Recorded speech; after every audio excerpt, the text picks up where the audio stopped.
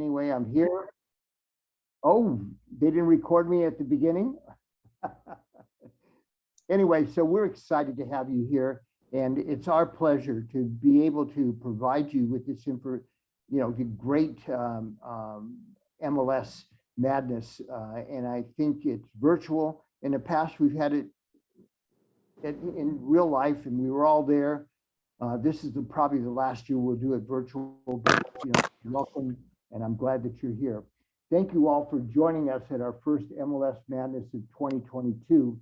We are very excited to see so many of you join us today as we present some of the wonderful products and services that we are part of your membership to the MLS.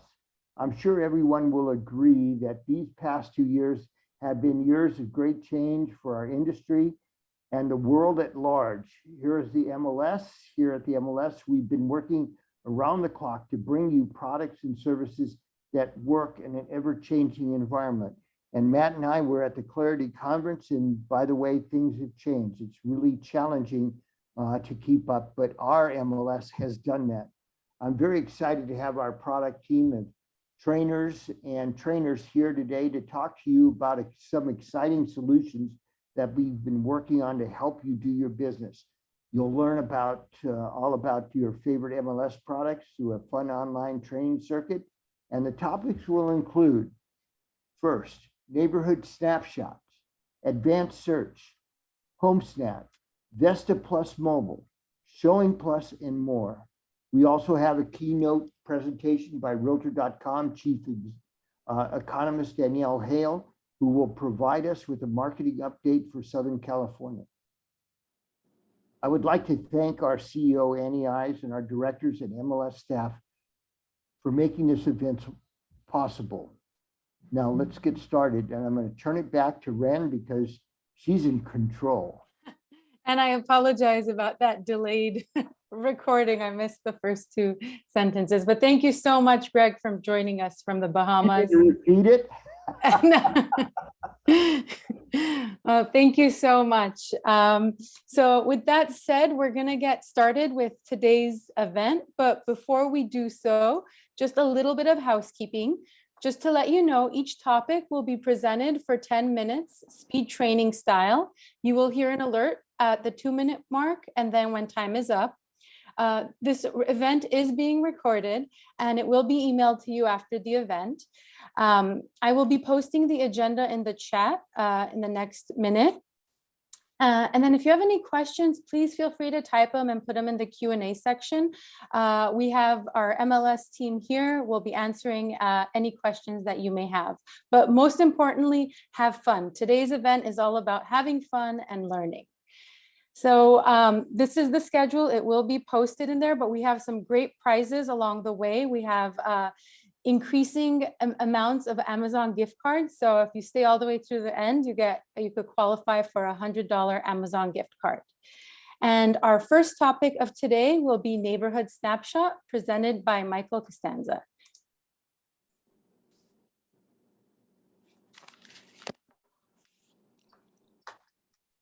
Good morning.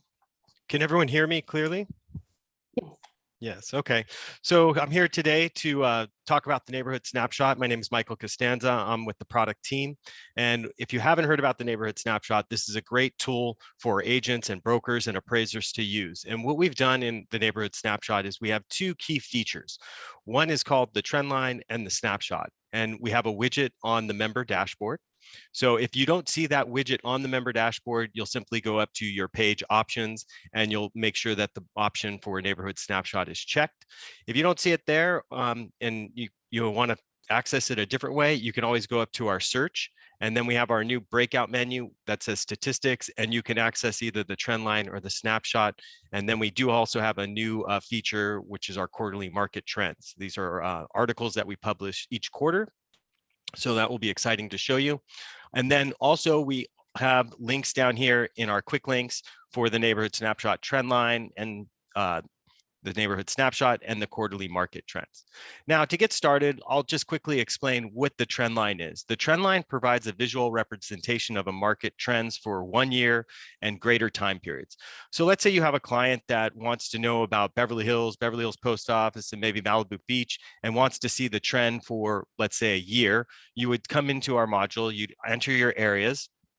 You could select a timeline of 1, 2, or 3, or 4, or 5 years. And we also have a max year, so you could go back as far as our data goes. The next feature we have here is the include real-time data for the current month. And I'll go into a little more detail on how this works. And then, of course, you can select your different property types for this report. Next up is our snapshot. From the widget, you can access either the trend line or the snapshot. Now, the snapshot is really a great tool for you to show market trends or a market snapshot for a current month or a couple months. So a lot of agents that want to present to their clients maybe a specific month that the market maybe did well that month, then you'd use the snapshot. So if you want to do a market report for a month, use the snapshot. If you want to do a trend for a longer than a month or longer than a year, then you'd use the trend line. So let's take a look on how that looks. So you'll hit run the report, and once you hit run report, you're going to be taken to our trend line report view. In this view, you'll be able to change your areas if you like, and then you'll have your include real-time data for the current month. Now, this feature right here is an important feature because when you're an agent or a broker, you're going to want to have this option turned on so that you're going to get the latest data. So this is running up to today's date. So February 24th, 2022, this is calculating all of the data up to today. Now, if I don't want that option and I just want to, lock in the trend for just a complete year or complete, year, then I would turn that option off, and then the data would stop at January 2022. And the reason I say that there's two differences is because when you're working with clients, you're going to probably want to have this option unchecked so that you're representing a full year of data or 2 years of data, and you're not getting a partial month as if you were to use include real-time data. So in using the real-time data is great for agents to get a market glimpse at what's going on with the market right now. So that's the difference between those options. Next up is you have your show all criteria here, where you can add price ranges for min, max, you have square footage, lot size. You can also add the year built, beds, baths, and then you can have pool. Now, once you run that report, you're going to be presented with these graphical lines, and you'll have for Beverly Hills Post Office, and Malibu is each represented down here. And we also do collect data for home sales. We have closed sales, pending sales, new listings, days on market. We also calculate month supply, total sold volume, sale price, percentage of last list price, and then sold price per square foot. We also offer the average and median on some of our key data points. So if you want the median, you can do this as well. If we go back to home sales or closed sales and you want to do rolling months. Now, rolling months, what we do with the rolling months is we calculate or we add up 3 months together, and that starts to smoothen out the line. So if you're showing your clients and you want to show the true kind of trend, you can use the rolling month feature where it will kind of smooth out. It will add the months together and give you more accurate kind of trend. If you want to give them the 3 month, you could do that, or the monthly, and then you'll see the steeper decline. So if you want to show a better trend, we recommend that maybe you use the 6 month or the 12 month trend line. You can also turn these filters on or off so you can see them individually if it's too much to look at. And then from our analytics, you also can export. So if I wanted to download all the data points, I could download them into an Excel spreadsheet, and then I could generate my own graphs in Excel. I could add them to a listing presentation or to a presentation that I'd like to do, but we support exporting the data. You can also print out a PDF of this report, and it will print 10 pages. Each data point will be represented on 1 page. We also have a share feature. So when you share, you can share by email, text, social media, or you can embed the link. We also have 2 features here. So I can share the live data. That means that anytime somebody clicks the link to see the data, it's always going to give them the live data. If I do static, that's going to take us, a marker of today, and it will lock in that data. So anytime they click that link, they'll see today's date or the data from today. So there's a couple different options for you to choose, and you can test them out. The SMS text will send an text message with the link. Social media, you can embed the social media link on your Facebook or LinkedIn account. And then we also have an option where you can embed the data into your website. So a lot of agents have their own website. They might put Beverly Hills market trends. And then when they click that, you can embed this graph on your website if you choose to. So a couple great ways to share the data. We also have a marketing package. So if you want to create a marketing package, you can put who it's prepared for. You can have a cover sheet, or you can have the analytics, but it's kind of a nice way to present the PDF or the data. Okay, next up is our settings. In our settings, you get to control, your number, your email address, and the website URL. We've also added an additional website, so you can have 2 websites. You can change the color of your header, and then you can update your profile. So that's a couple things that you can do on the analytics report here. Next up is our snapshot. Our snapshot report.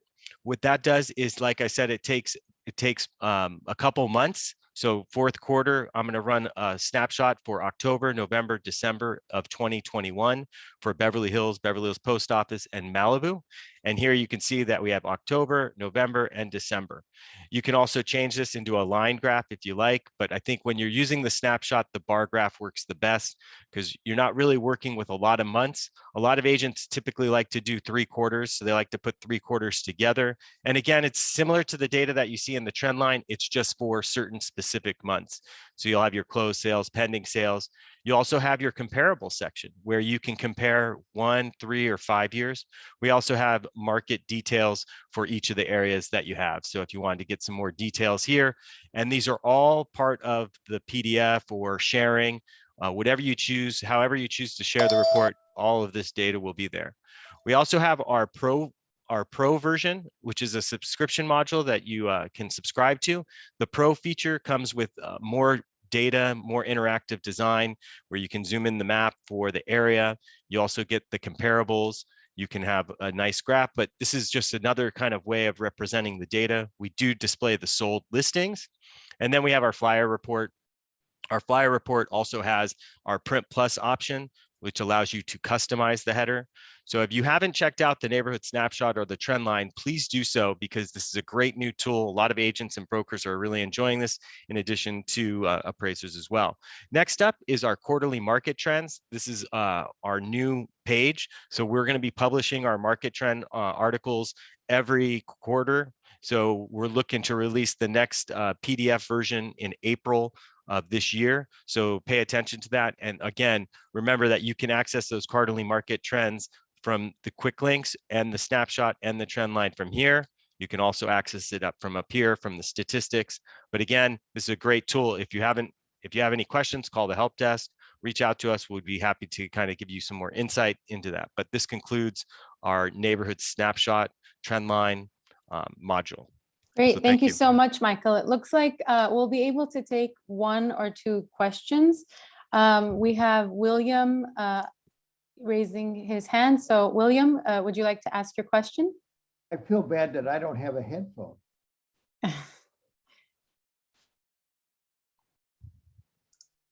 William, do you have a question? No, that was a mistake. Oh, Sorry. okay. Sorry about that. It looks like we have some positive feedback, Michael, just to let you know. Okay. It looks like we have Mark Luther. He says this is fantastic. And then we have a question.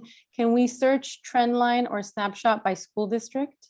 Not at this time. We don't do school district, but you can use your saved shapes. So in any event, if you have a shape here, say it's maybe in the school district, you could save that shape and then you could run a snapshot on that school district. But I haven't heard anyone mention that as yet, but I will talk with our technical director to see how we can accommodate school districts in our suggestion list down here. So when you come to locations, maybe you type in Beverly Hills High School or something like that, but we'll see about how we can add in that different category for that.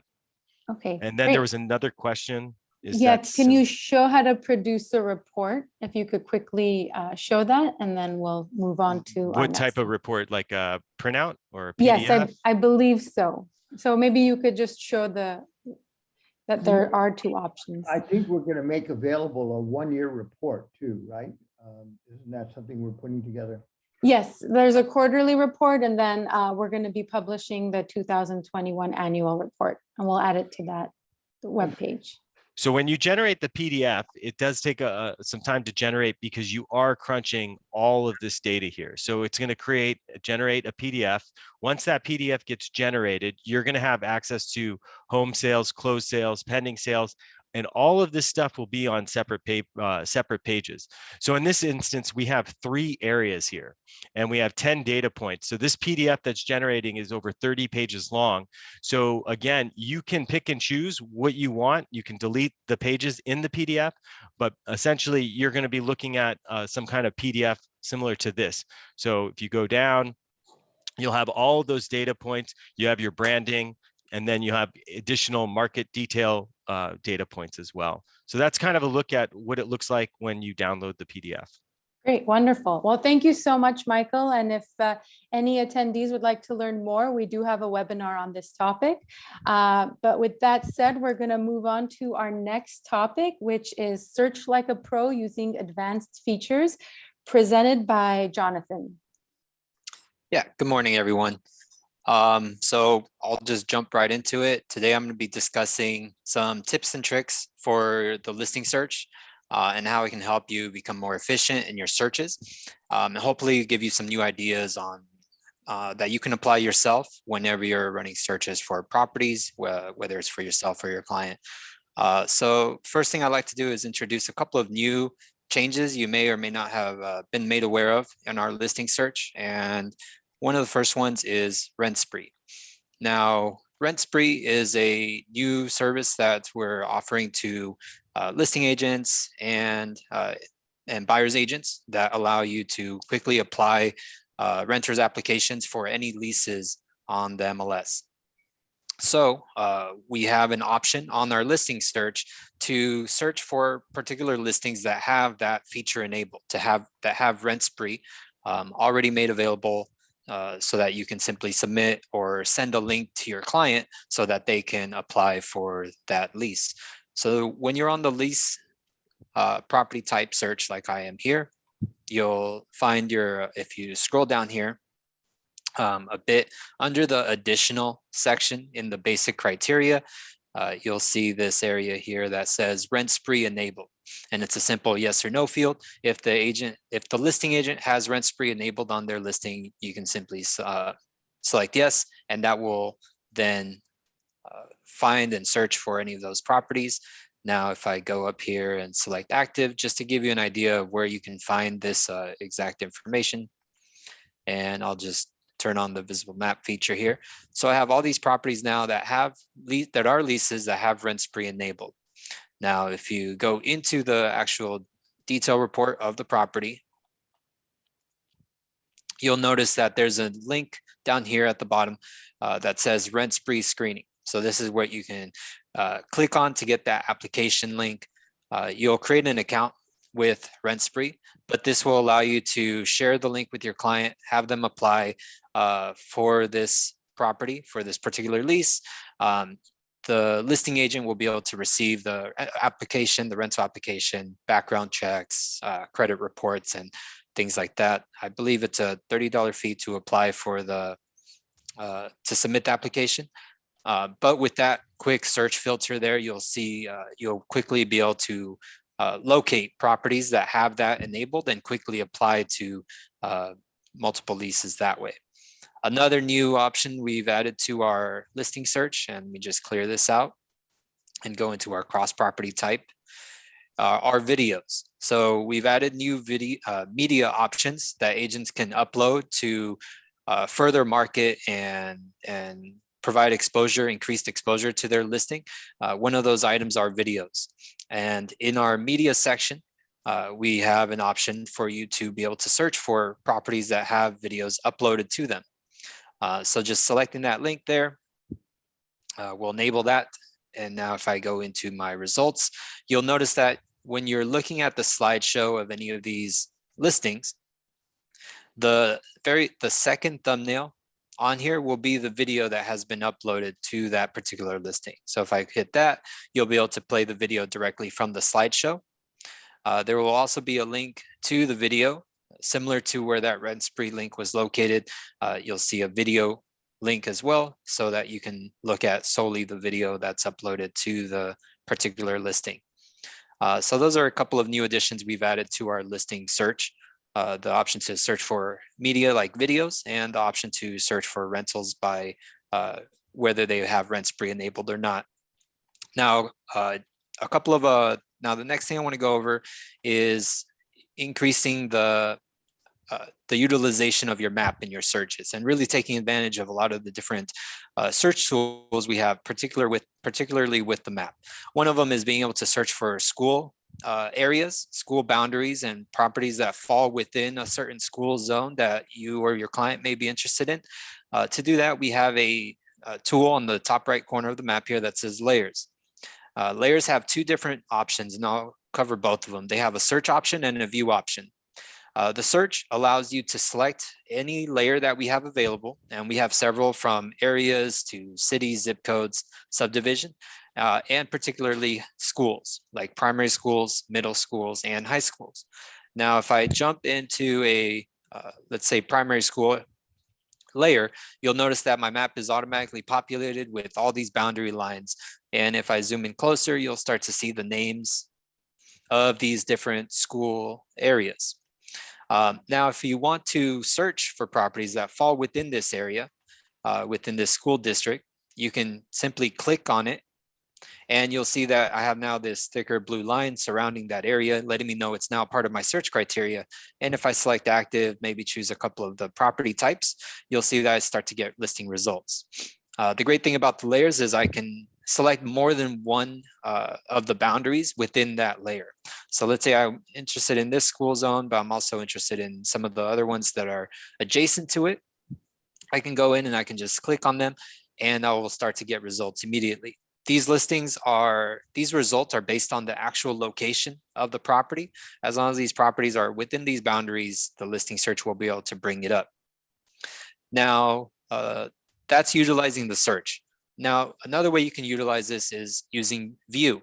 View will allow you to, with some tricks with the shapes that you're able to draw on the MLS, view will allow you to combine multiple layers as a way to increase your search. So for example, I have a client that wants to search a particular primary school, but they also have maybe a teenager, and they're also searching for high schools. And they want to see if there's some type of overlap or an area that is also within a high school area. Well, with view enabled, if I just switch it over here, one thing you can do is I can select the primary school again, and I can go into my draw tools that we have on the top right next to layers, and you can draw a shape on the map with that layer still overlaid and displayed on your map that you can use as a reference or as a guide point. So for example, let's say I want to take this polygon tool and I want to go over the same area that I had before, and I'll just do this quickly and just kind of encapsulate that area that I had previously done with the layers. So now I have this shape for my elementary schools, for my primary schools. Now I want to go over here and I want to change my layer to the high school. And you'll see that the layer has changed in the background, but my shape is still there that I can use as a frame of reference, or as a way to now go over here. Maybe I want to see this Marshall Senior High School, and I'll do the same thing. I can draw another polygon shape, encapsulate that area in my shape. And then once I'm finished, you can either keep the view enabled or you can turn off and clear the layer. Now you get a good idea of the high school area and the primary school area, and find out where the overlap is, what listings are overlapping that exact area, so you can fulfill kind of both requirements that your clients may ask you of. So that's one of the cool things about using the draw tools and the layers. Now, another tip that we have for the draw is our radius search. On the top left corner of the map, you'll see that there's an option to enter an address or a location to utilize a radius search to, for example, search for comparables. Now, as you start typing in an address, the system will start to find the closest match. And then when selecting that match, we'll place a pin on this map, letting of that exact location. And it has a window that will come up that will ask you how many miles would you like to search from that particular address. So for example, if I entered the number 2 there, I can enter, it's in miles, so that would be 2 miles. 0.5 would be half a mile. You can hit draw, and that will instantly draw a shape for you around that area. You can adjust that shape. Let's say it's not large enough, where it may be too large. There's a couple of ways you can increase it. You can go to the outer boundaries of that shape. You can click and hold, and you can drag it out, and you'll see that the number there will reflect how far out you're increasing that shape by. And now there's another scenario that sometimes could be presented where your searching boundary, however, you want to exclude maybe properties that are past a certain line. Let's say it's past this freeway, or your clients are, or you are not interested in properties that may be south of this Pico Boulevard here. So there's a couple ways that you can use that you can use to exclude this general region for your listings. So for example, you're searching active single family homes. However, you're getting a lot of these properties here that you just don't want to see, you don't want to have included in your search results. I can go back to my draw tool. I can select any of these shapes except the pencil one. The pencil is only, the freestyle shape can only be used by itself. However, these can be combined with each other.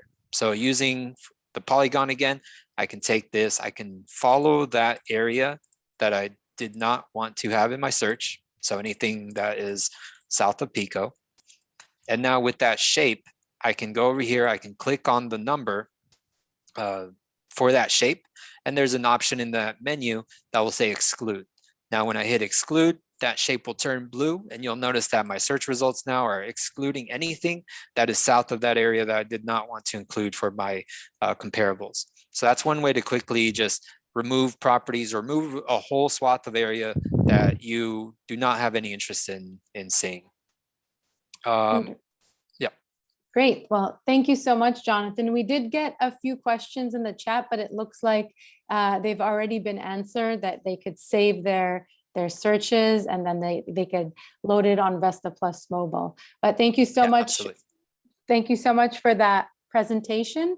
We're gonna jump to our next topic, which is HomeSnap, presented by Jose. All right, good morning, everybody. So let's jump right into it. HomeSnap is the app that you want to download into your mobile device right now. And so you can see right now, I'm sharing my phone here. You can see that HomeSnap app is this blue square with the house in that. So that's what you want to look for when you go to the App Store on your iPhone or the Google Play Store on Android. Just go ahead and type in HomeSnap. You'll be able to download the app and install it. Once you download it, it's going to ask you to connect with your member ID. It's going to ask you if you're an agent. You just go through the process, pretty simple, and then you can go ahead and connect to HomeSnap. So I'm going to open up HomeSnap, and as soon as you open it up, what it's going to do, it's going to locate you. So it does use your location services on your mobile device.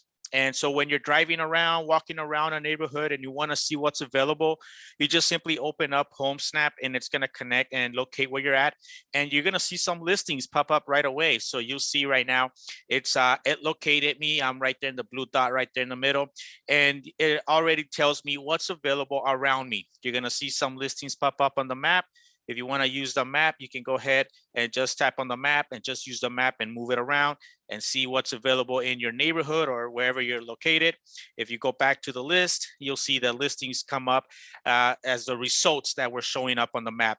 And it's pretty simple. If you want to see a listing, let's say you want to look at this one here in the middle, 1500 Hauser Boulevard, you could just simply tap on it. And then you're going to get a lot of information through HomeSnap. You'll be able to see photos on the top. You can see there's some icons there. You can tap on photos and you can view the photos for that listing that's available.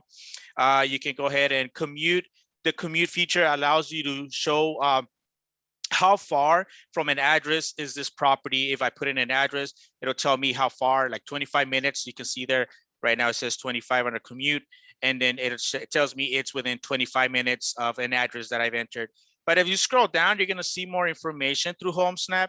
There's going to be some sections that's only available for agents, which will be in the yellow kind of gold section. That'll tell you that there's some information just for agents, like where you can create a rapid CMA, or you can schedule a showing through Showing Time just by simply tapping on that schedule showing. So if you keep going down, you'll see more information on that property that we clicked on.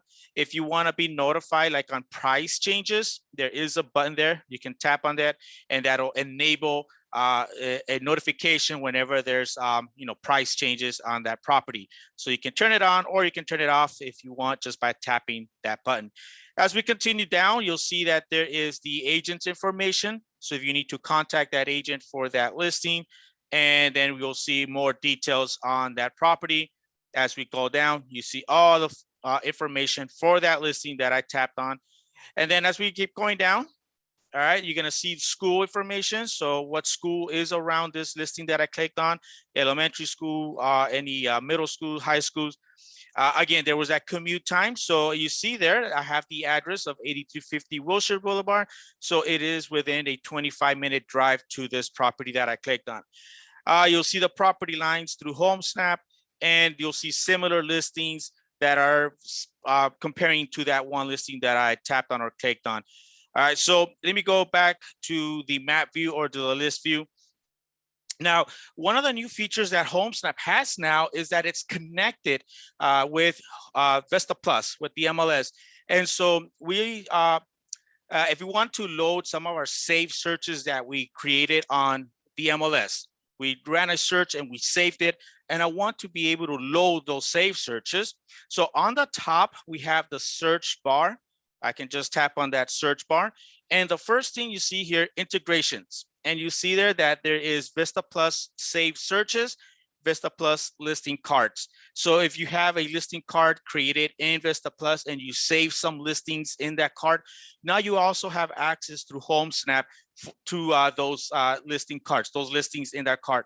But let me show you first the saved searches. So I ran a search in the MLS, I saved the search. So now I want to access that saved search on HomeSnap. So I just tap VESTAPLUS Save Searches.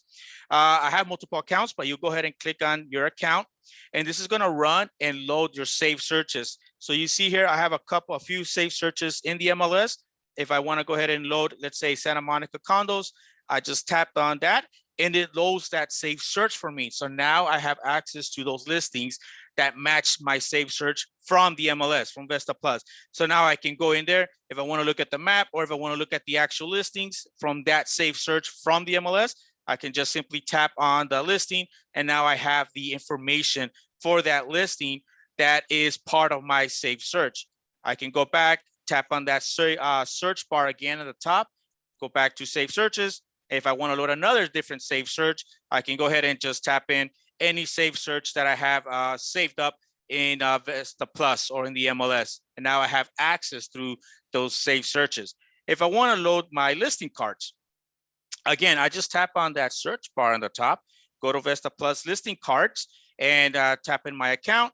And this will go ahead and load all my different listing cards that I have saved in the MLS. So if I want to go ahead and load one of these listing cards, I can go ahead and tap on one of them, and this will load those listings that I saved on a listing card through VESTAPLUS or through the MLS. Maybe I was at work, at home, on the office, and I created some listings, or I ran a search and I saved some listings. Now I can go in there into my listing card, and again, just tap on that listing, and I can view the information on that listing that I saved on the MLS, on VESTAPLUS. Another integration that HomeSnap has with the MLS is also I can load my contacts from the MLS. So the great thing about HomeSnap is that I can invite my clients for them to use HomeSnap. And so if I go to the bottom, there are some buttons there at the bottom where I can go ahead and navigate through different sections in HomeSnap. So what I'll do is I click on the Me action button at the bottom. And in here is where I can go and invite clients to use HomeSnap through my account, through my personal account. So you'll see there is a button that says invite. I'll go ahead and click on invite. And you'll see on the top, it says invite VESTAPLUS contacts. So if I have some contacts that I created in the MLS and I want them to start using HomeSnap through my account, all I do is click on invite VESTAPLUS contacts. I'll go ahead and tap on my account there. And now these are all my clients or contacts that I've saved through the MLS. So if I want to go ahead and invite them, I'll just go ahead and, just select the ones that I want to invite. And once I select them, all right, I can go ahead and click on invite here at the bottom. And that'll go ahead and send an invite. And now the client is going to get an email. And what they'll do is they'll create an account through my own personal HomeSnap account. So whenever they run searches through HomeSnap or they load any listings, they'll see my information. They will never see the listing agent's information. So you can rest assured that they won't be able to contact the listing agent. They'll anything that they like or any listings that they view. Now I can make sure that my information's the one that is showing up.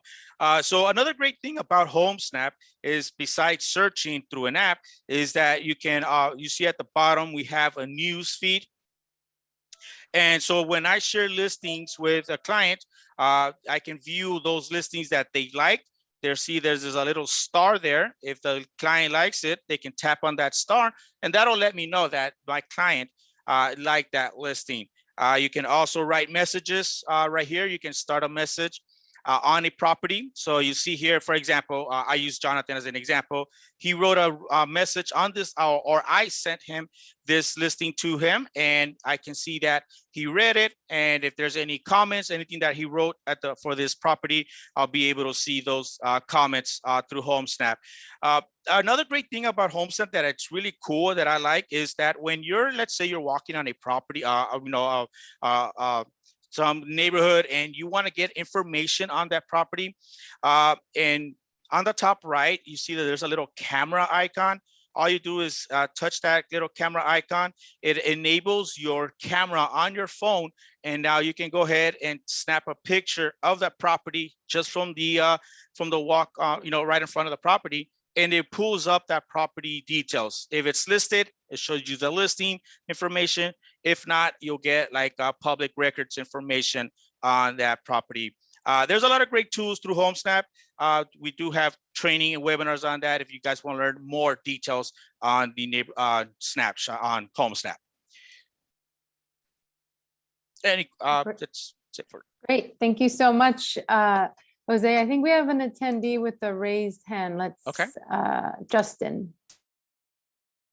Justin, do you have a question? Yes, when you use the carts, if you save the property listings in a cart on VESTAPLUS, were you implying that they would be available on HomeSnap then on your phone? Yes, that's absolutely correct. Okay, thanks. Yeah, no problem. Wonderful. And then Christy Thomas has a question. Can you show how to access the carts again? Yes, absolutely. So on the top of HomeSnap, there's a search bar. You see on the top, it says city, address, school, zip, MLS number. Tap on that search bar, and the first thing will come up is the integrations from VESTAPLUS. Their save searches and your listing cart are the first options that come up. Great. And I think the other questions were answered. So wonderful. Cool. With that said, we're going to move on to our first prize of the day. I'd like to introduce our help desk manager, Jorge Diaz. One moment while we prepare the wheel for you guys for Jorge to spin the wheel. Good morning, everyone. So our first prize today will be an Amazon gift card for $25. And just a reminder, you must be in attendance in order to claim the prize. So let's go and spin the wheel. Great. Good luck, everyone.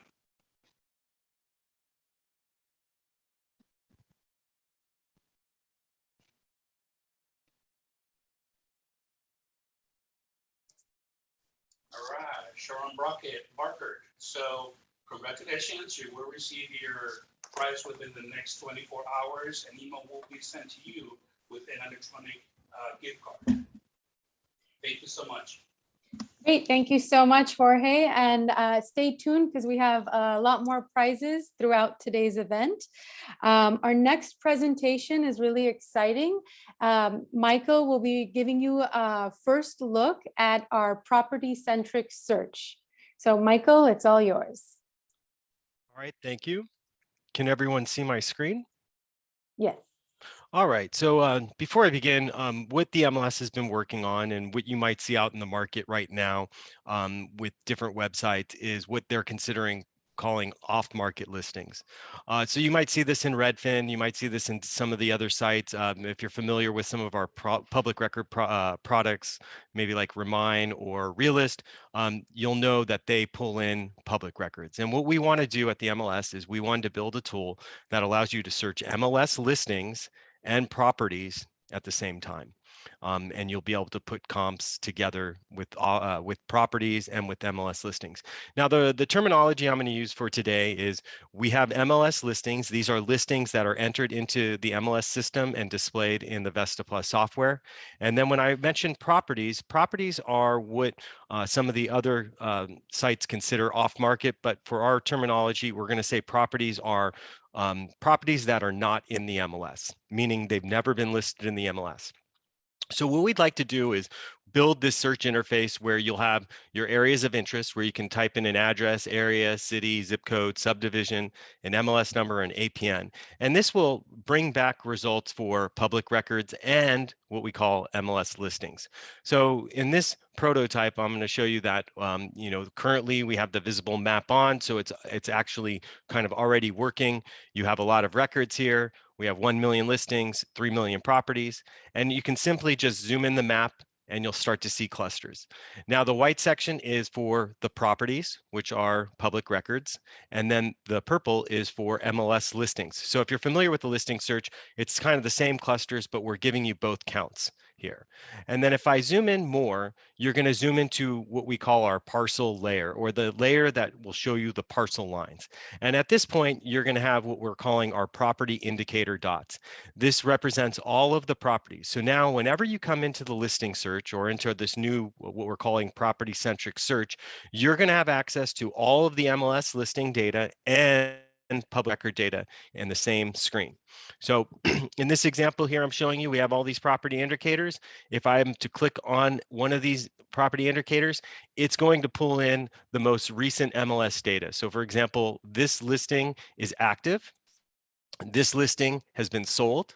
And then over here, we have a listing or a property that's not in the MLS. So this property has never been listed in the MLS. So we consider this kind of like a public records property. Now, if I want to filter these property indicators and show you active listings, all I have to do is hit active. And then over here, I can hit sold. And now you'll see that I'm seeing public record, which is properties. I'm seeing active listings and I'm seeing sold listings. So again, I'm seeing both public records and MLS data together. Also, with our new feature that we're building, we're going to have new layers that you can apply to the map. So when you click on this layer icon, you're going to have access to property values that are coming from public records. You're going to have AVM values, mortgage age, year built, zoning, total market value. And we have other data points that we can add, but if there's some data point that you're really interested in seeing on the map, please let me know and I'd be happy to see if we can implement that. Now, when I select, like, for example, property values, we're going to colorize the whole parcel map with different colors showing you the variations of, maybe a $25 million to 0 to 500,000. And this will be a way for you to look and see which properties are priced at which, what the price is for each of those properties. Now, if I want to filter out the property indicator dots that you see on the screen here, all of the white dots, I want them to go away. I want to reduce this number of properties that I'm finding.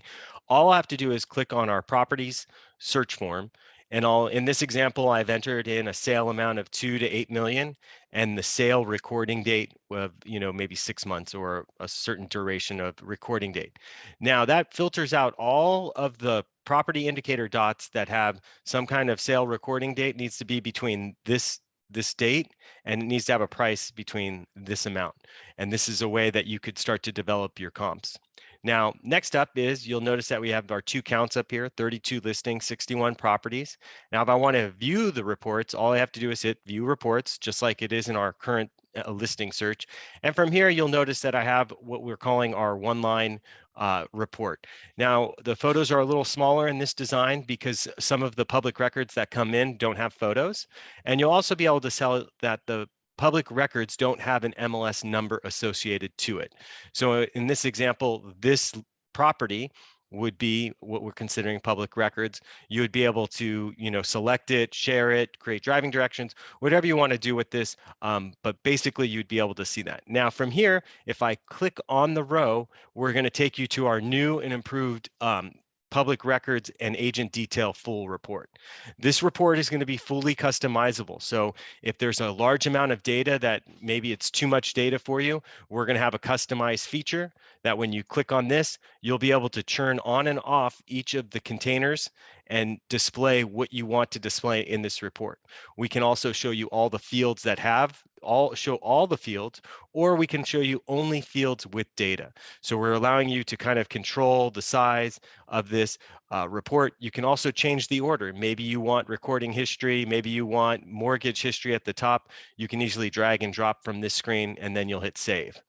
Another cool feature we have is our map and photo toggle switch. So in this example, you'll have all of your photos here, including open house information for on-market listings.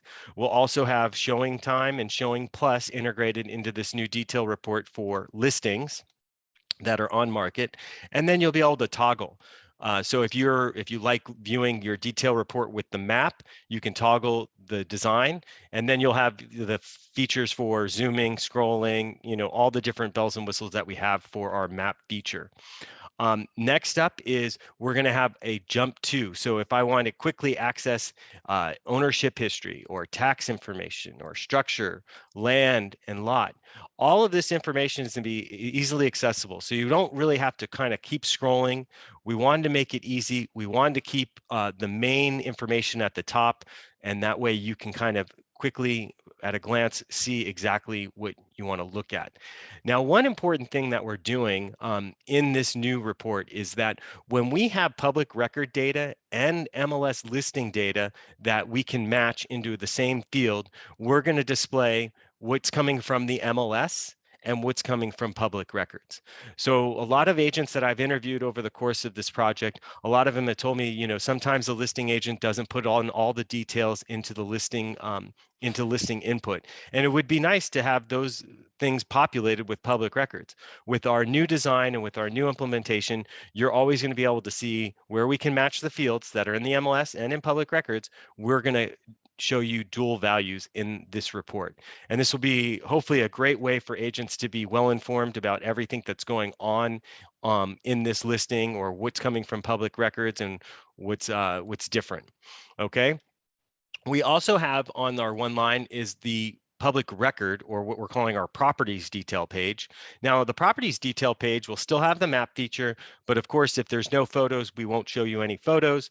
But if we do have photos, we will show you the photos. And again, we will be combining data together where it makes sense. So for building square foot, you're going to have what's coming from the MLS and what's coming from public records. And the hope is to, arm agents and brokers with all the information necessary for them to develop CMAs or to make a good assessment on the market itself. Okay, so again, you have your jump to sections. We also are going to have a one line and a detail report. So let me just jump back to the one line. From here, you'll be able to click, and in our one line, we're also going to show like bets, what's from public records, what's from the MLS. So again, we're going to be showing you those multiple values when we can and when it makes the most sense. Maybe sale date, you're going to have total assessed value. But if there's any column or any information that you'd like to see in our new report, please let me know and I'd be happy to add it. Now, next up, this is our first phase of this project, where it's going to be our listing search. We're going to introduce a one-line report. You're going to have all the map features, the map layers, and that's going to be phase one. For phase two, what we're planning on doing is we're going to be creating a new CMA module. So when you load up a detail report, and in phase two, we're going to automatically generate comps based on the subject property or the property that you're looking at. And of course, when you hit the Generate CMA button, you'll be able to come to our Generate screen where you can pick and choose what listings you want to be included in this CMA. But this is a quick way for you to create a CMA just from any kind of report that you're looking at. Once you come here, you can add adjustments, you can edit the subject property, you can edit the criteria for the comps that are coming in. And then once you do that, you can hit Create Report. And once you create the report, we're going to provide you a URL, and we'll also provide you a PDF package. But in this demonstration, I'm going to show you what the interactive URL will look like. So I generate the CMA, and your clients are going to get that email with that link. They're going to click it here. You're going to be able to have your branded photo here, your name, and then have your agent or your company logo. From here, once I click there, I'm going to enter our new CMA module. Our new CMA module will have a really nice big picture with the subject property, who it's prepared for. We're also going to have an About Me section, which you can customize for every CMA that you create. So if you want something different for this client or you want something different for another person, you can customize the About Me section. You're also going to have About Us, which is mainly your company information, what's maybe unique about your company. We're also going to combine all the comparables that you've added to your module. So in this section, you'll be able to see all the comps. You'll be able to see all of the mapped listings. We're also going to give you statistics on those comps. So again, you'll be able to see all of that information here under the comparable section. Next up is our valuations. We're going to try and collect as much data as we can from different companies, and we're going to display their AVMs and then try to give you a total aggregate value of the valuations that may be on the market. So, and you can pick and choose. Maybe you don't want to put this in your CMA. You'll have the option to not include the valuations if you don't want to, but this is something that you'll have access to as well. Next up is our statistics section. Our statistics section will give you the average price per square foot, where it plots the price and the square footage and gives you this nice graph where you can see all of the comps that you've included.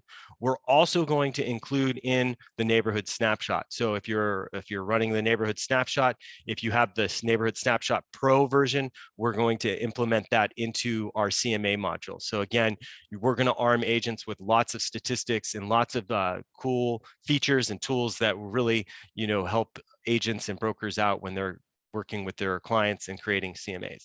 Wonderful. Oh, sorry, go ahead. And then finally, we have time to sell, and that just gives you the average days on market. And then quickly, I'll just kind of show you, I think I'm running out of time. We also will have a CMA dashboard. In the dashboard, you'll have all of your contacts here. When you click on that contact, you'll get a little CMA report. You can edit the criteria. And then when you want to create your CMA, you're going to add your subject property. Then you're going to come in and you're going to find your comps. And one thing that we're going to do differently than some of the other CMA companies out there is a lot of companies use a radius, or they give you the miles for your comps. But what we want to do at the MLS is give you a map shape. So if you have a map shape, we want to use the map shape to generate the comps. You'll also be able to include sold listings and also include listings not in the MLS. And then you'll come into our setup screen, and then again, you create the report. But we're really excited to launch this. We're still developing this now. If any of you have any insight or want to be part of the focus group or want to have one-on-one interview with myself or Jonathan, please call the help desk or contact me or Jonathan, and we would be happy to set up an interview and get your feedback. But we're really excited about this for 2022. Yeah, so this is some really exciting stuff, and it looks like our attendees are excited as well. When could we expect for this to come out? That's a common question we got. Of course, that's the big question that everyone wants to know. When is this going to come out? So right now we're in our testing environment. So we're working through lots of bugs. It doesn't mean that this is the final product. So right now, with it in our testing environment, when I work with you, or if you have a call or we do an interview, I can actually have you kind of work on the system and provide feedback. But we're hoping to release this by the first quarter of this year. So very soon. Can't give you an exact date, but I know it's going to be soon, and we're working very hard to do this. But it's not too late to have any input from any agents or brokers or appraisers. Awesome. Thank you so much, Michael. Thank you for that preview. into the property-centric search. Now we're going to move on to our next topic, which is VESTAPLUS Mobile, presented by Jonathan. Yeah, hi guys. So let me just go in here and share my screen. Okay, so you should be able to see my desktop here. Okay, so the first thing I want to go over with our mobile site is first how to access it, and then I'll show you how you can save the site as a shortcut on your homepage so that you can quickly find it again and automatically be logged in as if it's an app. So if you're on an iPhone or iOS device, you'll use Safari. If you're on Android, you'll use Chrome, and I'll show you kind of both ways to do that depending on the device you have. The first thing you want to do is open your browser, and at the top here, just enter our website URL, the MLS.com. And you'll be presented with a couple of options. Actually, let me go do that one more time. And it is probably send me to the desktop. Give me one moment.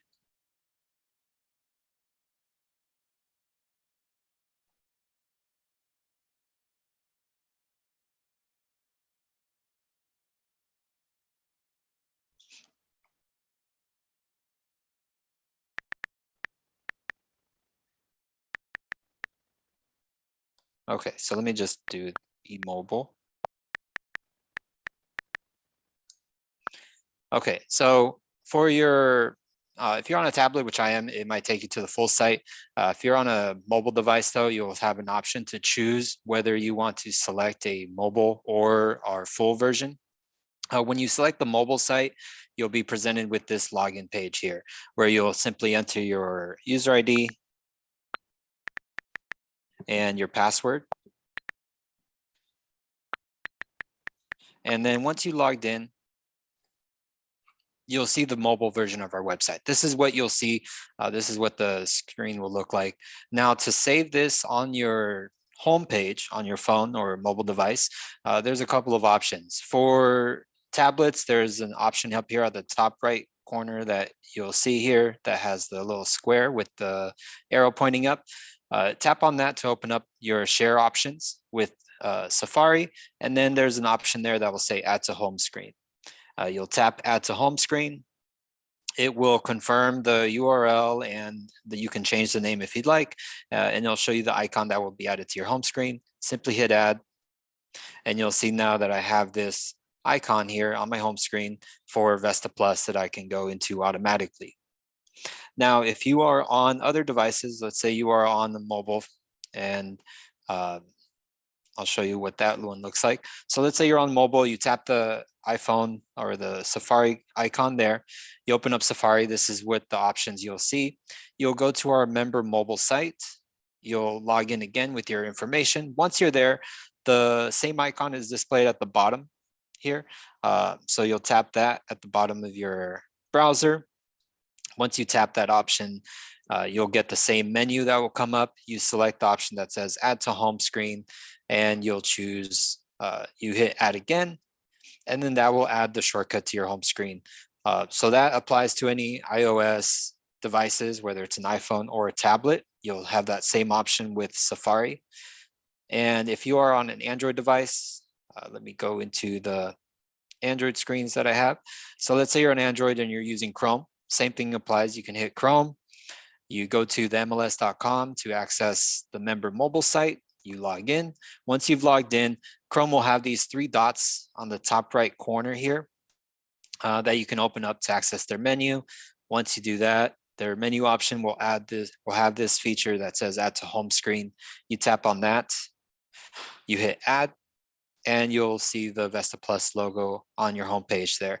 So now that you have that icon, every time you want to access the MLS, you can just simply tap on that VESTAPLUS logo, and it will already have you logged in and ready to go. So a couple of things you can do on their mobile site. You can access your saved searches. So at the bottom of the page here, you'll see that there's my searches. You can tap that, and you'll see a list of your saved searches that you have on the MLS. You can access the search, you can bring up the results of that search, and you'll notice that some of these searches have the little mobile display next to them. These are saved searches that I saved on the mobile site. So you can run searches on the mobile site, you can save them, and they can be accessed either on the mobile or the desktop.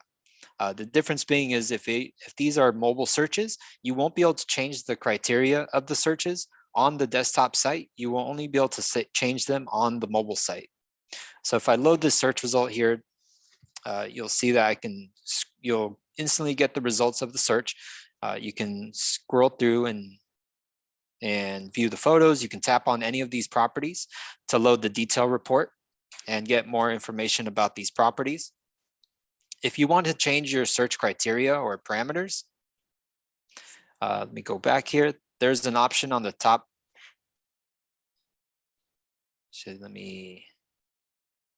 Okay, there's an option at the top there that will say advanced. Tap advanced and you'll get all of our criteria that you're able to utilize in your mobile searches that you can change with either sliders or inputs or fields that you can type in. So we have the basics here, like the price range, the statuses, the property type. If you want to choose an area, there's a search field at the top there. So you can enter any area name, you can enter city name, zip code, whatever it is you are searching for. The search works as a smart search, so it'll try to find the best matches based on what you're entering. You can hit that and then enter any other criteria that you may need. You'll be able to see the results of your search based on the criteria. Let me expand this and remove the price.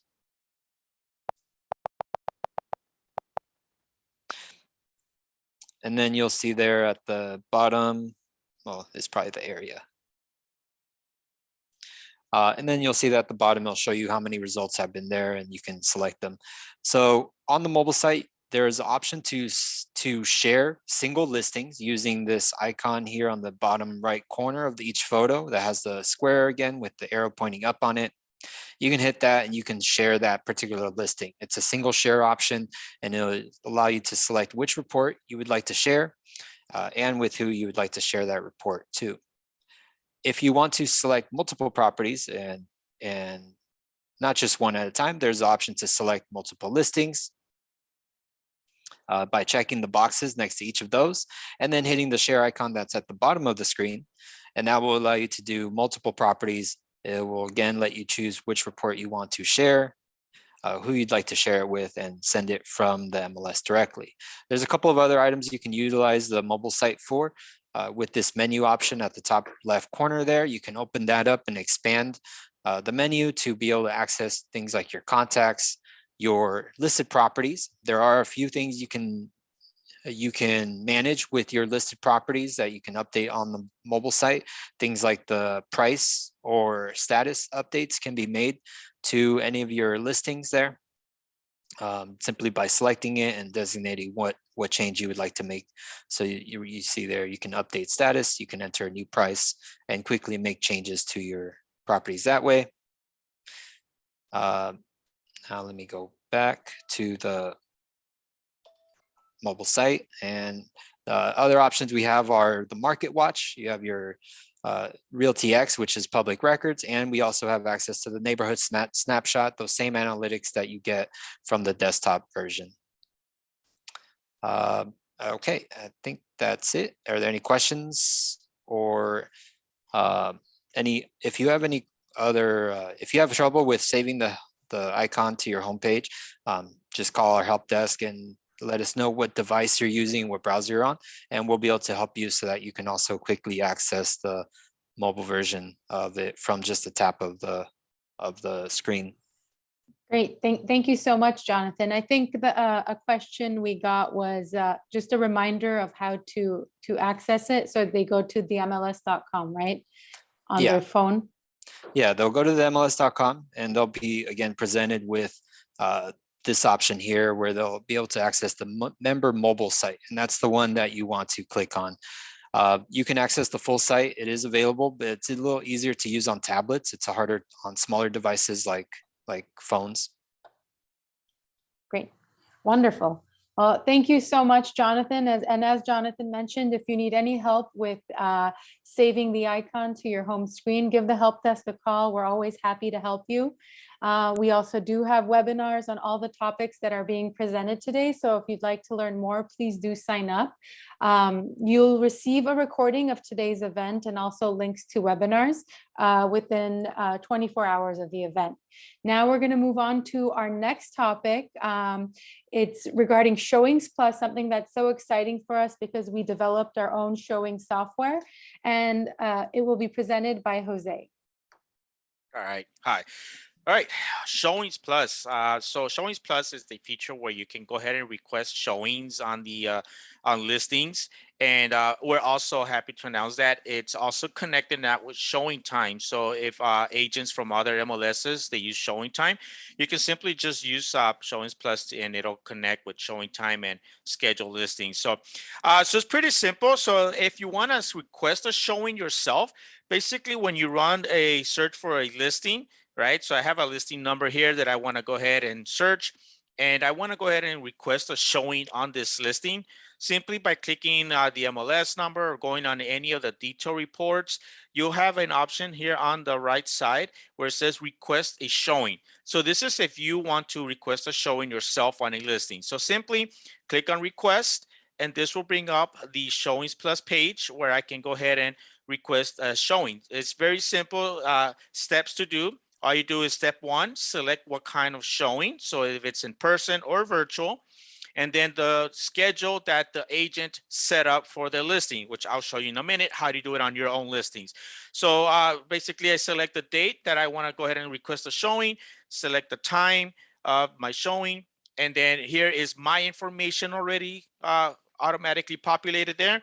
And we can also select if you want to receive a text confirmation. So by default, email is already selected, but if you want to go ahead and request a text as well, you can just simply add your cell phone number there, check that box. If you need to send any comment or any message to the agent, and then we just check the box that we reviewed the rules and regulations. You can go ahead and click on that, right, to go over them, and then just simply click on continue here at the bottom. I want to confirm my request, submit request, and that's it. I submitted a request. The agent will get an email with your request. So that's very simple on how to request a showing, right? But now let's just say you have a listing yourself and you want to manage your showings. So on the homepage, we have a widget called ShowingsPlus. You can go ahead and access all your showings there. You'll see there's a link to all the different statuses for your showings. It'll show you how many listings you have on the market. I have 3 listings available. Any statuses, anything that's pending or that have confirmed or canceled. And so if you want to access your listings, all you do is go to My Listings under that widget. And this will bring up all the listings for in your account. And you see I have 1 active, 1 under contract, and 1 pending. And so right here, if I want to set up, like turn on ShowingsPlus or disable ShowingsPlus, maybe you don't want to use ShowingsPlus and you're just like an old school would want to take phone calls, you can turn it off or enable ShowingsPlus. Right in the middle, we have an option here that says on or off. So you can see the first one, I have it on. If I want to disable it or I want to edit my ShowingsPlus, I can click on this pencil next to that word on. And this will bring me to the page where I can set up ShowingsPlus.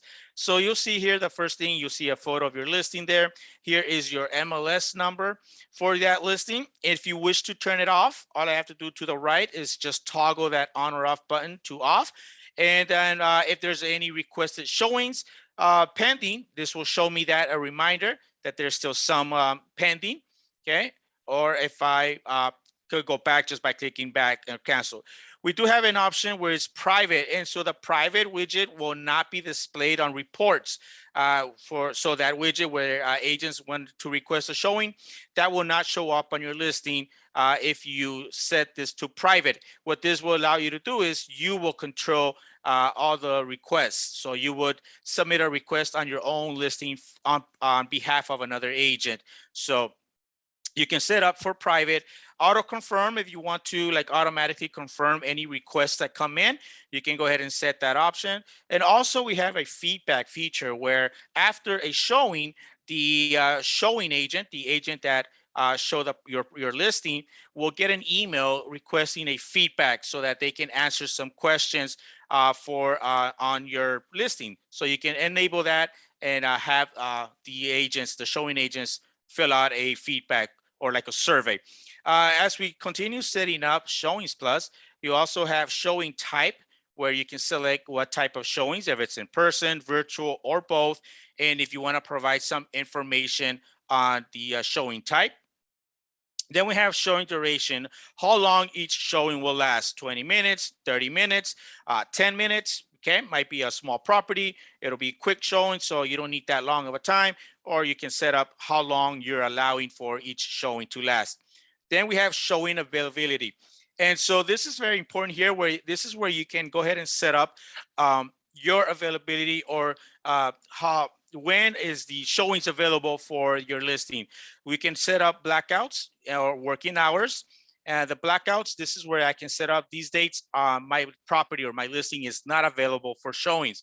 So you can set up by adding a blackout, and you can say every day it's not available. Select a specific day of the week, maybe on Tuesdays they're not available. Maybe for whatever reason you want to go ahead and select which days showings are not available. Or if you want to see a specific date, maybe you have some appointments set up yourself and you want to block out a specific date, maybe on next Monday we're not going to be available for any showings. I can select a specific date or a date range. Maybe you're going to be away for a specific amount of time and you want to select a specific date range, you can do so. And then you can set up a specific hours or the entire day. And all you do is just go ahead and say all day there, hit create.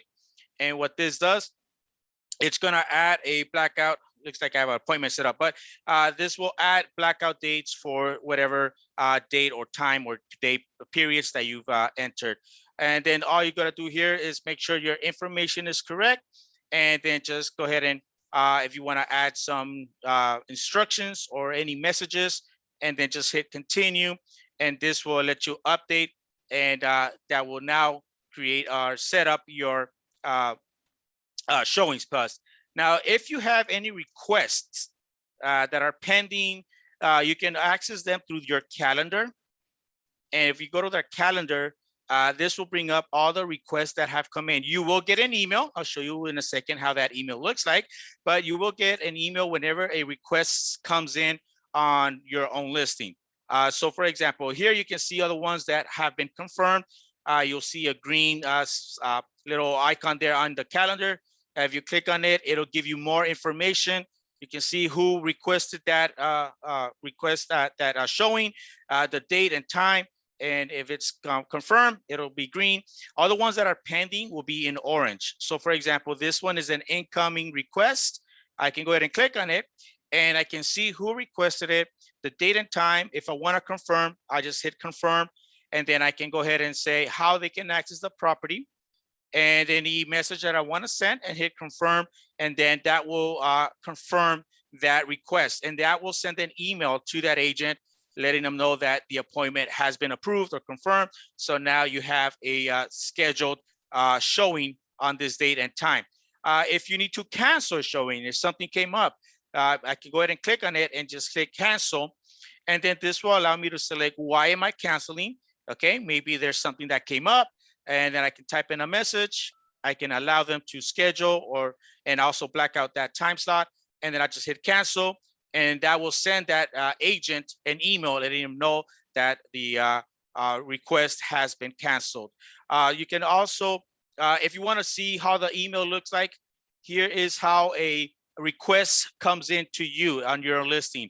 So here's an email showing you how that confirmation or that request comes in. So it tells you what type of appointment they requested, who requested the appointment, at what date and time. And I can go ahead and say action required, and that will take me to the calendar on the MLS for ShowingsPlus, and then I can go ahead and either confirm or cancel or whatever it is I need to do. So you can see there that this automatically loads that request. Then I can go ahead and confirm, or cancel. You can also turn on or off ShowingsPlus when you're adding a listing. Once I go over Slim and how to create a listing, I will show you where you can turn on or turn off ShowingsPlus. But I think that was my time, right? You still have a few more seconds. But we do have some questions. We do Okay. have some questions as well. Sure. So people are asking if this works with showing time, and if it does, when did that go into effect? Yes, it does work with showing time. So I believe it was maybe 2 or 3 weeks ago when, I might be even longer. I believe. I don't know exactly when the time. Yeah, but it I does. think so. Approximately a Yeah. month ago, maybe the Right. most. So yeah, it does work with showing time. Yeah, and there's a question about what is an API. So that's just the way of the two systems talking to each other, essentially exchanging data, right? Yes. So the idea behind that is that so our members could easily request appointments from members of another MLS, so they could seamlessly work together. Right. Great. Well, thank you so much, Jose. Thank you. With that, we're going to now move to our next prize, which is a $50 Amazon gift card. And one moment while we prepare the wheel for spinning. Okay, good luck, everyone. And remember, you must be in attendance to receive the prize.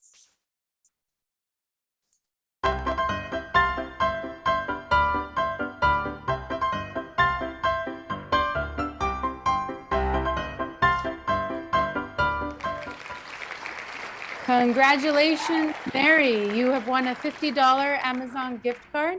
It will be emailed to you electronically if you are in attendance. Thank you so much. Now we will move on to our next topic, which is Client Dashboard and Activity Tracker, presented by Michael Costanza.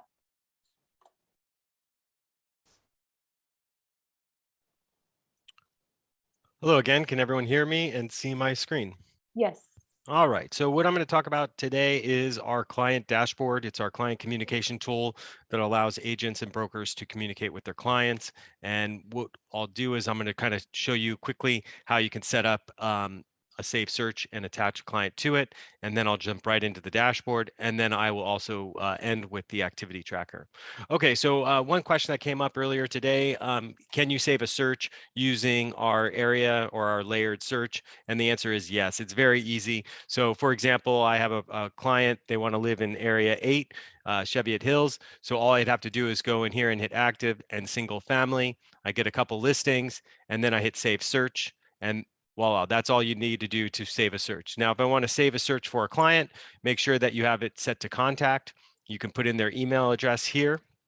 We also have suggestions of all the emails that you have in your account. So as soon as you add that email there, then you'll say enable notification. We also have a feature for reverse prospecting. If you're not familiar with that, we do have some help material online on that. So if you haven't, or if you're not familiar with that, please check that out. But going into saving a saved search and setting up notification, you're going to enable the notification. Then you're going to set up your scheduling. You can also add additional people that you want to send the invite to. But essentially, once you save the saved search, they're going to have the dashboard, and you're going to invite that user to the dashboard through the contacts module. So once you have a saved search saved, you're going to see an invite button here. You'll click that. An invite will go to your client. That client will then create a username and password, and they'll be logged into what we call our client dashboard. Now, in this view, I'm showing you, this is the agent view. So I am an agent looking at my client's dashboard. They see essentially everything that the client sees, I'll see. The only exception is agent information is not displayed in our client dashboard when the client is viewing it. But from here, what we have here is our listings bucket. This is where all of the saved searches that you've created for this client feed into this section here. And from here, your clients can rate, and they can maybe, or they can reject different listings that are coming through the saved searches that you've applied. Once they favorite or reject those listings, they will be put into different groups, our favorites, maybes, and rejected groups. And you can easily kind of review as an agent. You can kind of look at all of their favorites and their rejections.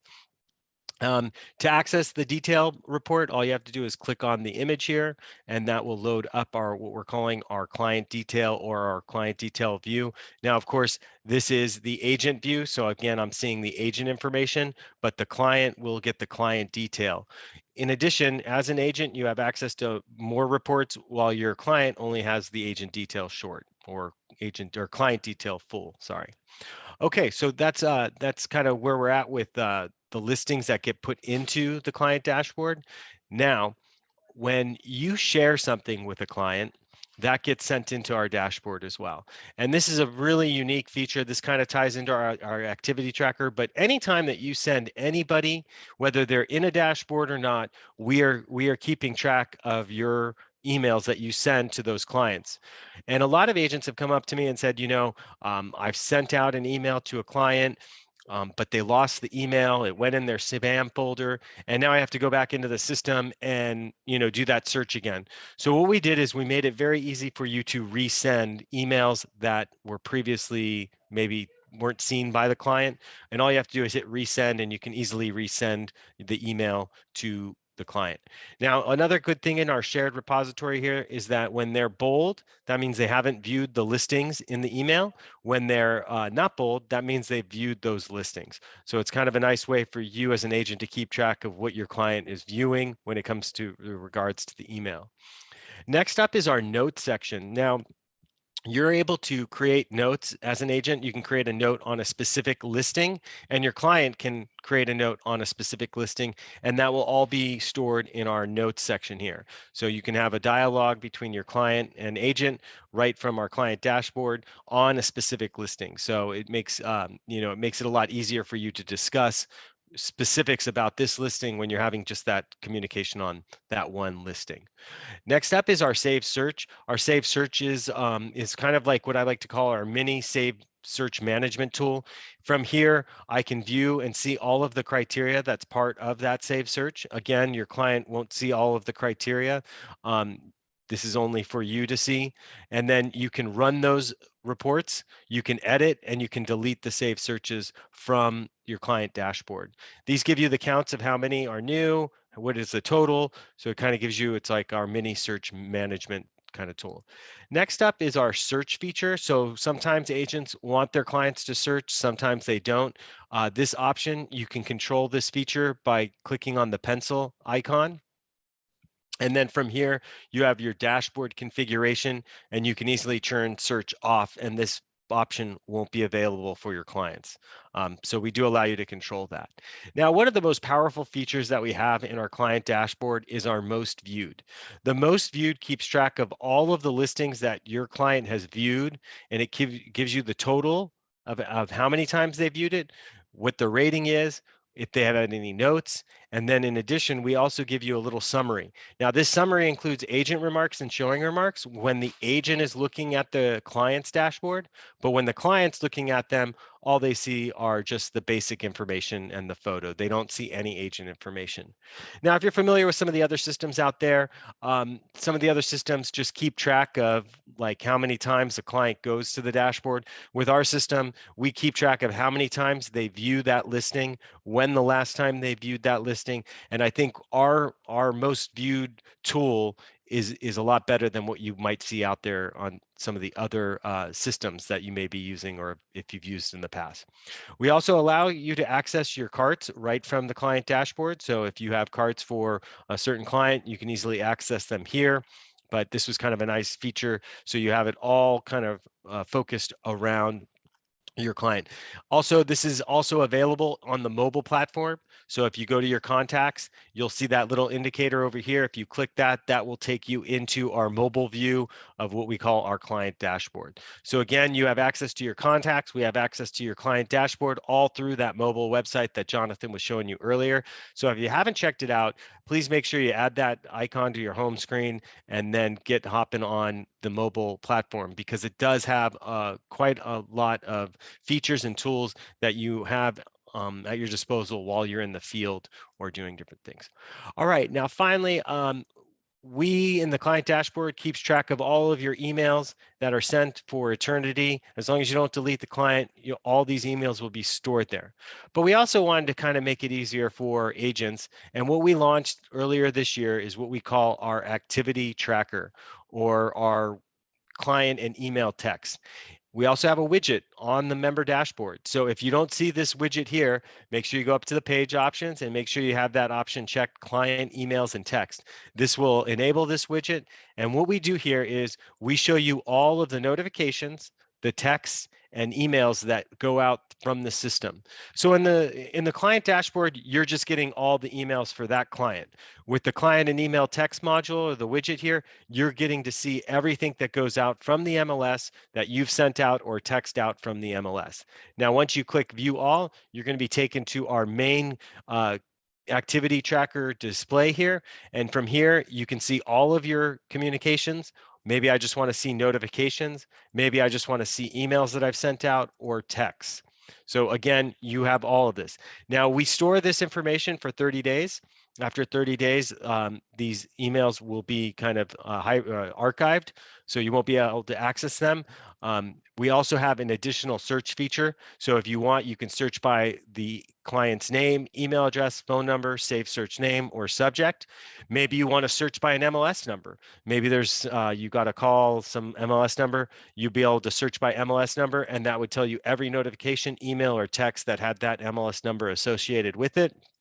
So if you haven't used the advanced features, please check those out. Also, you'll be able to see quickly with our implementation of our standalone version of the reports module. So any notification that goes out, if you click that listings button, it's going to load up the MLS reports button. And from here, you can do everything that you can do typically in our reports module. So if you want to resend this email, you can do that as well. But we also offer in our email a way for you to resend. So in our email feature, if I want to resend this, I can resend this. Now, if I go back and I go to my notifications, we have a couple different features in our notifications. If I want to download this notification and save it as a PDF, I can do that from here. I can forward this to somebody else. So if I want to forward it to somebody, I can do that. And then I can resend the same exact email that was sent on that notification. So a lot of agents in the past have asked for a way to resend a notification because their client didn't get that notification. So with our resend feature, you're going to be sending the exact same email that went out on this date and at this time. If you want to forward it, you can forward it. And again, if you want to construct a new email with this information, all you have to do is click the listings. That's going to load up our MLS reports module. From here, you can check that option, and then you can pick which report you want to see, or you can share it. We have our cool share tool that's down here. So again, our activity tracker is very robust in the sense that it gives you everything that you would need to do to extend that communication, resend that communication, view that communication. But we're happy to announce, and a lot of agents I think are really enjoying this feature in particular. With that said, that's all I have on the client dashboard and the activity tracker at this time. Great. Thank you, Michael. Just a few questions. Are there shortcuts for clients to add this to the home screen as well? To add, the same to access the client dashboard from their mobile device? Oh, that's a great question. So yes. So once again, like the way that Jonathan had shown you on the Apple phone or on the Android phone, all they have to do is go to their browser, click the three dots and add to the home screen. So once the user logs in, and let's just kind of take you through that. So I come to the MLS.com. This is the URL that we have for logging into our dashboard. So your client comes to this page. Once they log in, just have them add that link to their phone. And then every time they hit that link, they're going to access, they won't have to log in. It will automatically log them into what we're calling our dashboard. So all they'd have to do is type in their credentials here or create their password. Once they create their password, they'll be logged in. And then once they log in, all you have to do is just add that to the home screen. And once they do that, they will have that on their phone for the duration. But again, yes, they can access it. So any other questions? I think you're muted, Ren. Oh, sorry about that. Yes, and how could the agents, could you cover again how the agents can view their clients' activity, their likes and dislikes from Okay, which yeah. section? That's a great question. So on our contacts module, all you do is access a client dashboard. And from here, there's a blue button at the top and it right next to when they last viewed. So it keeps track of when they've logged into their client dashboard. When you click this most viewed, it's going to give you all the tracking and all the listings that your client has looked at. So maybe there's a listing that your client looked at twice, but didn't favorite or didn't make any kind of, maybe have a discussion with your client about that particular listing. You know, if a person looked at a rejected listing 4 times, this is leads to a great discussion as to why you looked at it 4 times. Is there something about that listing that you didn't like? Is it the price? But it's a way for you to engage your clients and talk and get more information out of them. Because a lot of the times the client will say they want to live in Beverly Hills and then they're looking in Malibu. So the hope is to have that great communication with your clients. Okay, wonderful. And then I think we have one attendee with their hand up. Sylvia, do you have a question regarding client dashboard, or your hand may have been up earlier if it's regarding any other topic? Okay, so if you could also post your question in the chat or Q&A section, and we'll answer all the questions that we get. Now we'll move on to our next topic, which is SLIM, listing input, add edit module, and the dashboard, presented by Jose. Okay. All right. Can you guys hear me? Yeah. Yes. Okay. All right. So Slim Dashboard. Yes. So the Slim Dashboard is where you add and create and manage all your listings. Let me go back and show you how I got there. So it's pretty simple. Just go to listings on the top menu and you'll see Slim, listing, add, edit. You do have 2 options there, residential or commercial. We can go ahead and just click on Slim, and then this will bring us to the Slim Dashboard. And so in the Slim Dashboard, you'll see a lot of different tools and features that you can use within the Slim Dashboard. On the left side, we have some filters where you can filter out your listings and just concentrate on the ones that you want to work on. We can filter by status, where you can select a specific status. Maybe you want to pull up a sold or cancel listing or actives. You can select also property type if you want condos or single family leases, and then also by area, where you can put in a specific area and pull up the listings based on the different filters. On the top of the Slim Dashboard, we have 2 options. We do have residential and commercial, so you can switch between either residential or commercial. And then right underneath that, we have also some different categories like complete, incomplete, and expiring soon. So the complete listings will show me all the listings that I've already completed and added and that are in my inventory. Incomplete are listings that I started but have not yet completed. Maybe I began a new listing and I had to step away, and I can always come back and go into my incomplete listings and continue working on my listings. Expiring soon, these are listings that are where your listing agreement are about to expire. And so we'll send you an email and let you know that you have a listing that is going to be expiring soon. Let me refresh my page here. It's loading there. And so this will allow you to, just to let you see which listings are going to be expiring soon. Okay, what happened to my internet here? Sorry about that. Let me refresh. I had a good connection. It happens to the best of us. Right.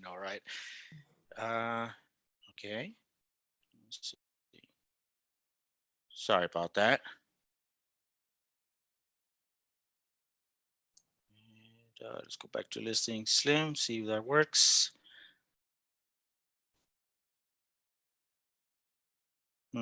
No problem. And while that's loading, so I'd like to mention that our Slim was updated last year. It was very exciting improvement, and hopefully it streamlines the process of inputting a new listing into VESTAPLUS and managing your listings.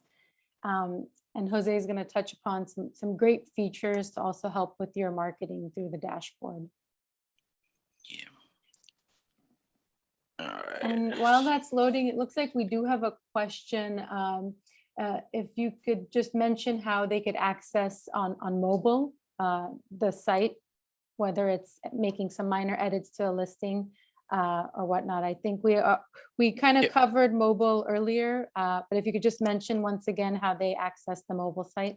Yeah, so when you go into the mobile site, on the top left, you're gonna see 3 lines, which is our menu options. You just click on those 3 lines and you'll see right there, my listed properties. You just click on that, and like Jonathan said, you can change the price and or the status on your listings. Okay, great. Okay. Thank you. All right, looks like I'm back up. Sorry about that. All right, so like I was saying, right? So we went over complete, incomplete, and expiring soon. But in Slim Dashboard, you also have some of these buttons that you are able to manage some of your listings. Like for example, we do have social media campaign, and that is connected with HomeSnap. And so what you do is when you select the listing, you're able to go ahead and market your listing through HomeSnap and some social medias like Google, Waze, Facebook, and Instagram. So when I click on social media campaign, it'll take me and connect me with HomeSnap. So that is a HomeSnap feature that is integrated within Slim Dashboard. And what that does, like I said, it allows you to put a budget for each of the different social medias, like I mentioned, Google, Waze, Facebook, and you can put in how much you want to spend for marketing on each of these different social media. So you can, once you see there, it'll allow you to connect, and you can go ahead and market your listing through HomeSnap. Let me go back while that keeps loading. So that social media campaign. Slim Settings allows you to manage your columns within the dashboard. So right here, you'll see the default columns that shows you on the Slim Dashboard. But if you want to go ahead and add some columns in there, you can go to Slim Settings, and this will allow you to create a new dashboard, custom columns in the Slim Dashboard. You can also set your default filters if you automatically want to load your active listings only. Every time you come to Slim Dashboard, that will allow you to go ahead and automatically load those that setting. We have also copy listing, which is a very popular feature now with the Slim Dashboard, where let's say you have a listing. Let's say I want to go ahead and add this listing back again on the market. And what I can do is, since it's already canceled, I can select that and click on copy listing. And this is going to ask me if I want to use the existing photos from that canceled listing. I can select yes, I want to use the same photos. I hit continue, and that'll create a new listing, saving me some time from adding all the information on that listing. So it automatically copies that old listing. And now instead of going through 40, 30, over 40 required items, now I just have to go through 9 items. So it saves me a lot of times. Plus it pulls the photos from the previous listing. So that's a great tool, you know, if you want to relist a listing and you want to just go ahead and copy that listing. We also have the share on social media. So if you want to share your listing like on Facebook or any like LinkedIn or any other social media websites, we can go ahead and share our listing with social media. And reverse prospecting. Reverse prospecting allows for me to share my listing with other agents that have a safe search, and my listing matches their safe search criteria. I can go ahead and share my listing with those agents that have a safe search. So now let's take a look really quick how we can add a new listing. So you'll see here on the top, we have create a new listing here on the right side. We just click on that, create new listing. You'll be taken through a wizard where you can go ahead and make some decisions there. We do have all these different property types. We also have privacy listings, which keeps the listing private for agents only. But I'll go ahead and select the property type. Then I go ahead and search for the APN or address. And let me go ahead and type in here a address and hit search. Once I hit search for that listing, I'm going to go ahead and select the correct property address there, and then go through public records, make sure everything is correct there, and just hit next here on the top right, and takes me to the area. It automatically populates the area based on the location of that property. I can also move the pin around, make sure it's in the correct location, hit next, and then I go through all the different steps of adding all the information on the listing. We do have different sections or pages right here on the top. We can jump to different sections. And below here on the left side, we can jump to a specific section within the listing information or contract information. So if I want to just go ahead and jump to the remarks section, I can click on remarks. It takes me to that section and I can go ahead and start typing in the remarks. Here on the right side, we can see all the items that are required. Before I go ahead and continue submitting my listing, I need to fill out all these required items before I can submit a listing. We do go through the different sections here on the top, but I do want to mention a little bit about the new feature called media. This is something new that we just added to all listings now. You are able to add media videos. So Jonathan touched a little bit about that when you search for media, but how you can add media links on your listing, right? We do have the virtual tour and the property website, but when you scroll down, you have video links. And this says where you can add up to 10 videos, and you can add YouTube or Vimeo video links. So it's pretty simple. All you do is just click on add video, and this will bring up this little pop-up window, module window, where you can add the URL to your video. Like I mentioned, only YouTube or Vimeo links. So what I have here, I already have open my YouTube channel. And let's say I want to go ahead and add this video to my listing. All I have to do is just select or highlight the link on the top of my search bar or address bar, hit click right, and I'll hit copy. I want to copy that, go back to Slim, I'll click on add video, and all I do is right click and paste that URL, and then I can add a caption. Maybe this is like a 3D video or something like that. I can add a caption, and I can also make sure to specify if that video contains any branding, any contact information, emails, phone numbers. If that video shows that information, I have to make sure to check that box and specify that that video is branded. When a video is branded, that means it's only available for agents or members. They can watch and view that video, that media video on my listing. If it's not branded, I can just simply select public and make sure that the public and agents can watch that video link. If I select agent only, that means that only the listing agent has access to that link, or agent only while off market. That means only while that listing is off market. Okay, canceled, expired, sold, or any off market status. Then only you will have access to that link while it's off market. While it's on the market, while it's active or active under contract, then the agents or the public as well can view that video link. And all I have to do here is just say this public, hit save video, and that will go ahead and add the video link to my listing. And so as you saw earlier with Jonathan's presented the advanced features, when you look at the main photo, the next slide will be the videos. You can click on play. You can, like I said, you can add more videos. Just click on add video and then add the next URL. And then you can add up to 10 more videos on your listing. You can also come back in here. You can edit the link, or if you need to delete a video, you can just go ahead and delete that video. And so once you're go ahead and done with adding and entering all the required items, all you have to do is click on submit here on the top right. Once you hit submit, you're going to get a quick preview, a final preview of how your listing looks. And then you can just go ahead and continue submitting your listing, and the listing will be active right away. Like, a second or two. It's in real time. So your listing will be available in these listings search or in your inventory. Okay, so I think that was my time. So any questions? Great, thank you, Jose. Just one question before we move on to our next, to our keynote presentation. Could you go over rent spree?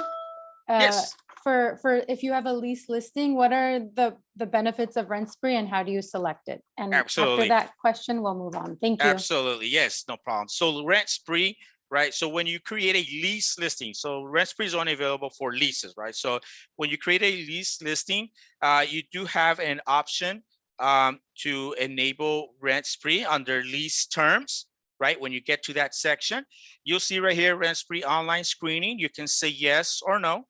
Okay, so if you do enable it, you'll see that there is a button there that you can copy and share that link with whoever you want to share that link with, so that they can apply. So all you do is just copy rent spree app link, and that'll copy to your clipboard on your system, and then you can email it, you can paste it and email it. There is an eye icon right next to that explains a little bit. So that rent spree URL, it's a tenant application screening page. And so the benefit is that when you share that link, they'll be able to apply for it, and you're going to get an email with that application. Once it's submitted, you'll see the email with the results, and you can go ahead and determine if you wish to go through with that rental.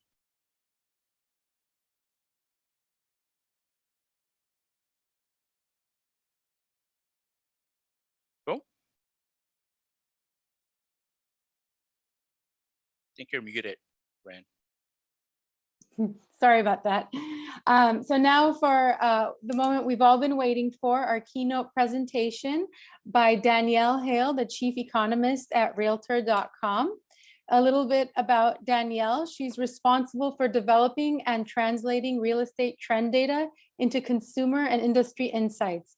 She leads Realtor.com's team of the industry's top analysts and economists with the goal of providing deeper and broader housing insights to people throughout the home journey, industry professionals, and thought leaders. Thank you, Danielle, so much for being here today. My pleasure. So I'm going to share my screen. I will admit I'm having some display cord difficulty. So I'm doing this from a laptop. Normally I have a couple of screens. So we're going to see how this goes. Bear No with me problem. just a second while I get this started. We had our own challenges earlier. The perks and downfalls of the internet. That's right. Okay, let me see. I don't know. Okay, I think I might just have to share.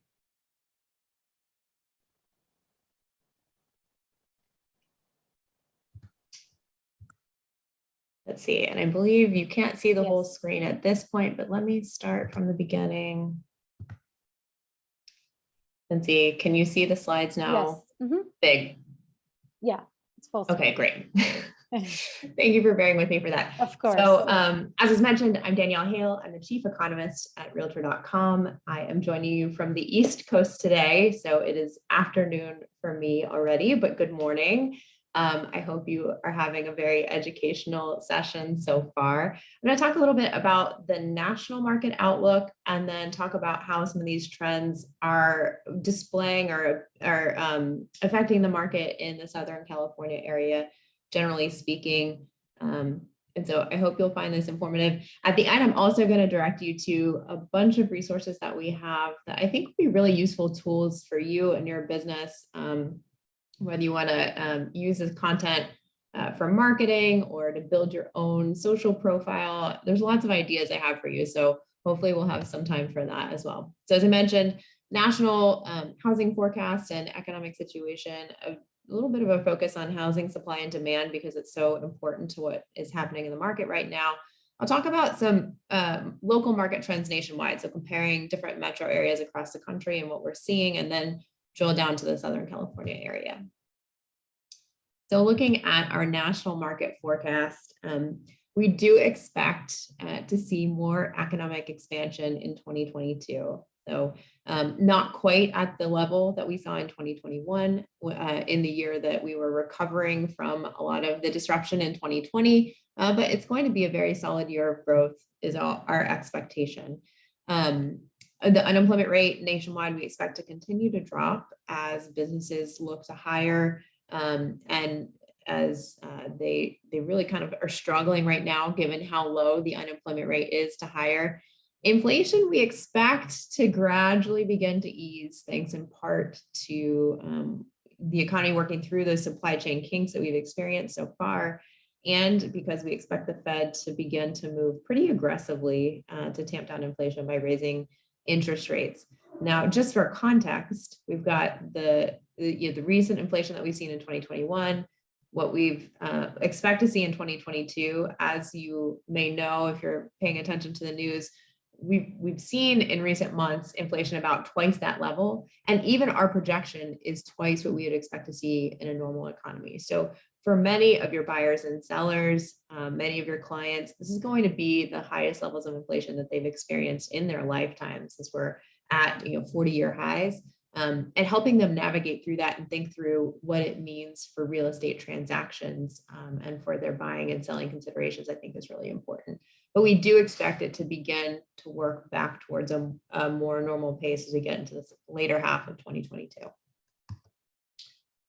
And so here is a summary, an infographic summary of our 2022 housing forecast. It's going to be a very dynamic year, lots of adjustment going on in the broader economy and also in the real estate markets.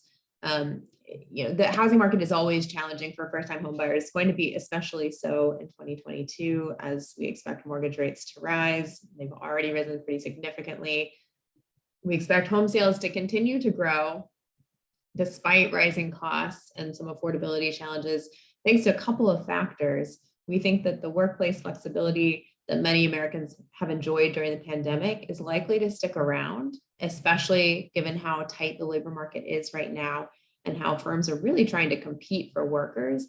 And that flexibility is going to enable people to look maybe beyond their traditional home search radius, further out into the suburbs, maybe even to an entirely new metro area where housing is more affordable, so they can make progress on their dreams of home ownership, even though rising prices and rising mortgage rates are going to make homes a bit less affordable.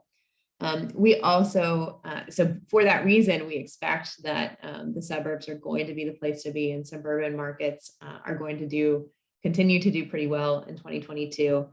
There's a lot of worry that we've had such good years in the housing market recently. How can that pace of activity be sustained? And we may not see exactly the same pace of activity in all markets, but nationwide, we've got more than 45 million millennials in what we call homebuyer sweet spots. They're between ages of 26 and 35, which is typically when a lot of households think about and ultimately make their first home purchase. So that's going to be a really strong tailwind for the market going forward. We do, as I mentioned, expect home prices to continue to set more records. So the growth rate won't be as high as we've seen recently, but we do expect them to continue to go up. One factor that's going to keep people interested in the housing market is that rents are going to continue to go up. Our expectation for the year is for rents to be up 7%. I will tell you, in the most recent data we released in January, rents were up nearly 20% nationwide. So we're going to see rents continue to put pressure on budgets that will make it hard for future homeowners to save. But at the same time, it provides a pretty strong incentive for them to be serious about looking in the market to buy if they're going to be able to commit to living in one place for a long time. Our expectation for mortgage rates, I will say, was a bit conservative when we did this forecast. So our original expectation was for mortgage rates to tick up to approach 3.6% by the end of the year. I can tell you we're just a couple months into the year and we're already at 3.9% for mortgage rates. So this is an area that's going to continue to impact the housing market. And I'll get into the details of exactly how and why as we go a little further into the presentation. So let's talk about supply and demand. It's not an economics presentation unless we're talking supply and demand, right? But I think these are supply and demand figures that you can relate to. So this is our look at how construction has paced household formation. In other words, are we building enough homes relative to the number of new households that have been formed over the years? You can see we were a little bit behind in 2012 when this chart starts. 0 is up at the top. And you can see the line just, we had a good year in 2013. We built more homes than we had households. And then the line just gradually dips down. This was our mid-year update, what we expected 2021 to look like based on the numbers that we were seeing last summer. We were expecting around a 5.2 million home deficit. And this is where we actually ended up. So this data was just updated in February.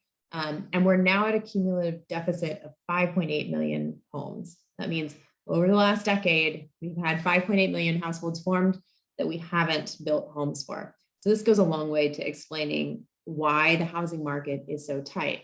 For context, we usually build about 1 million single family homes a year. So another way to think about this is that we're 5 years behind.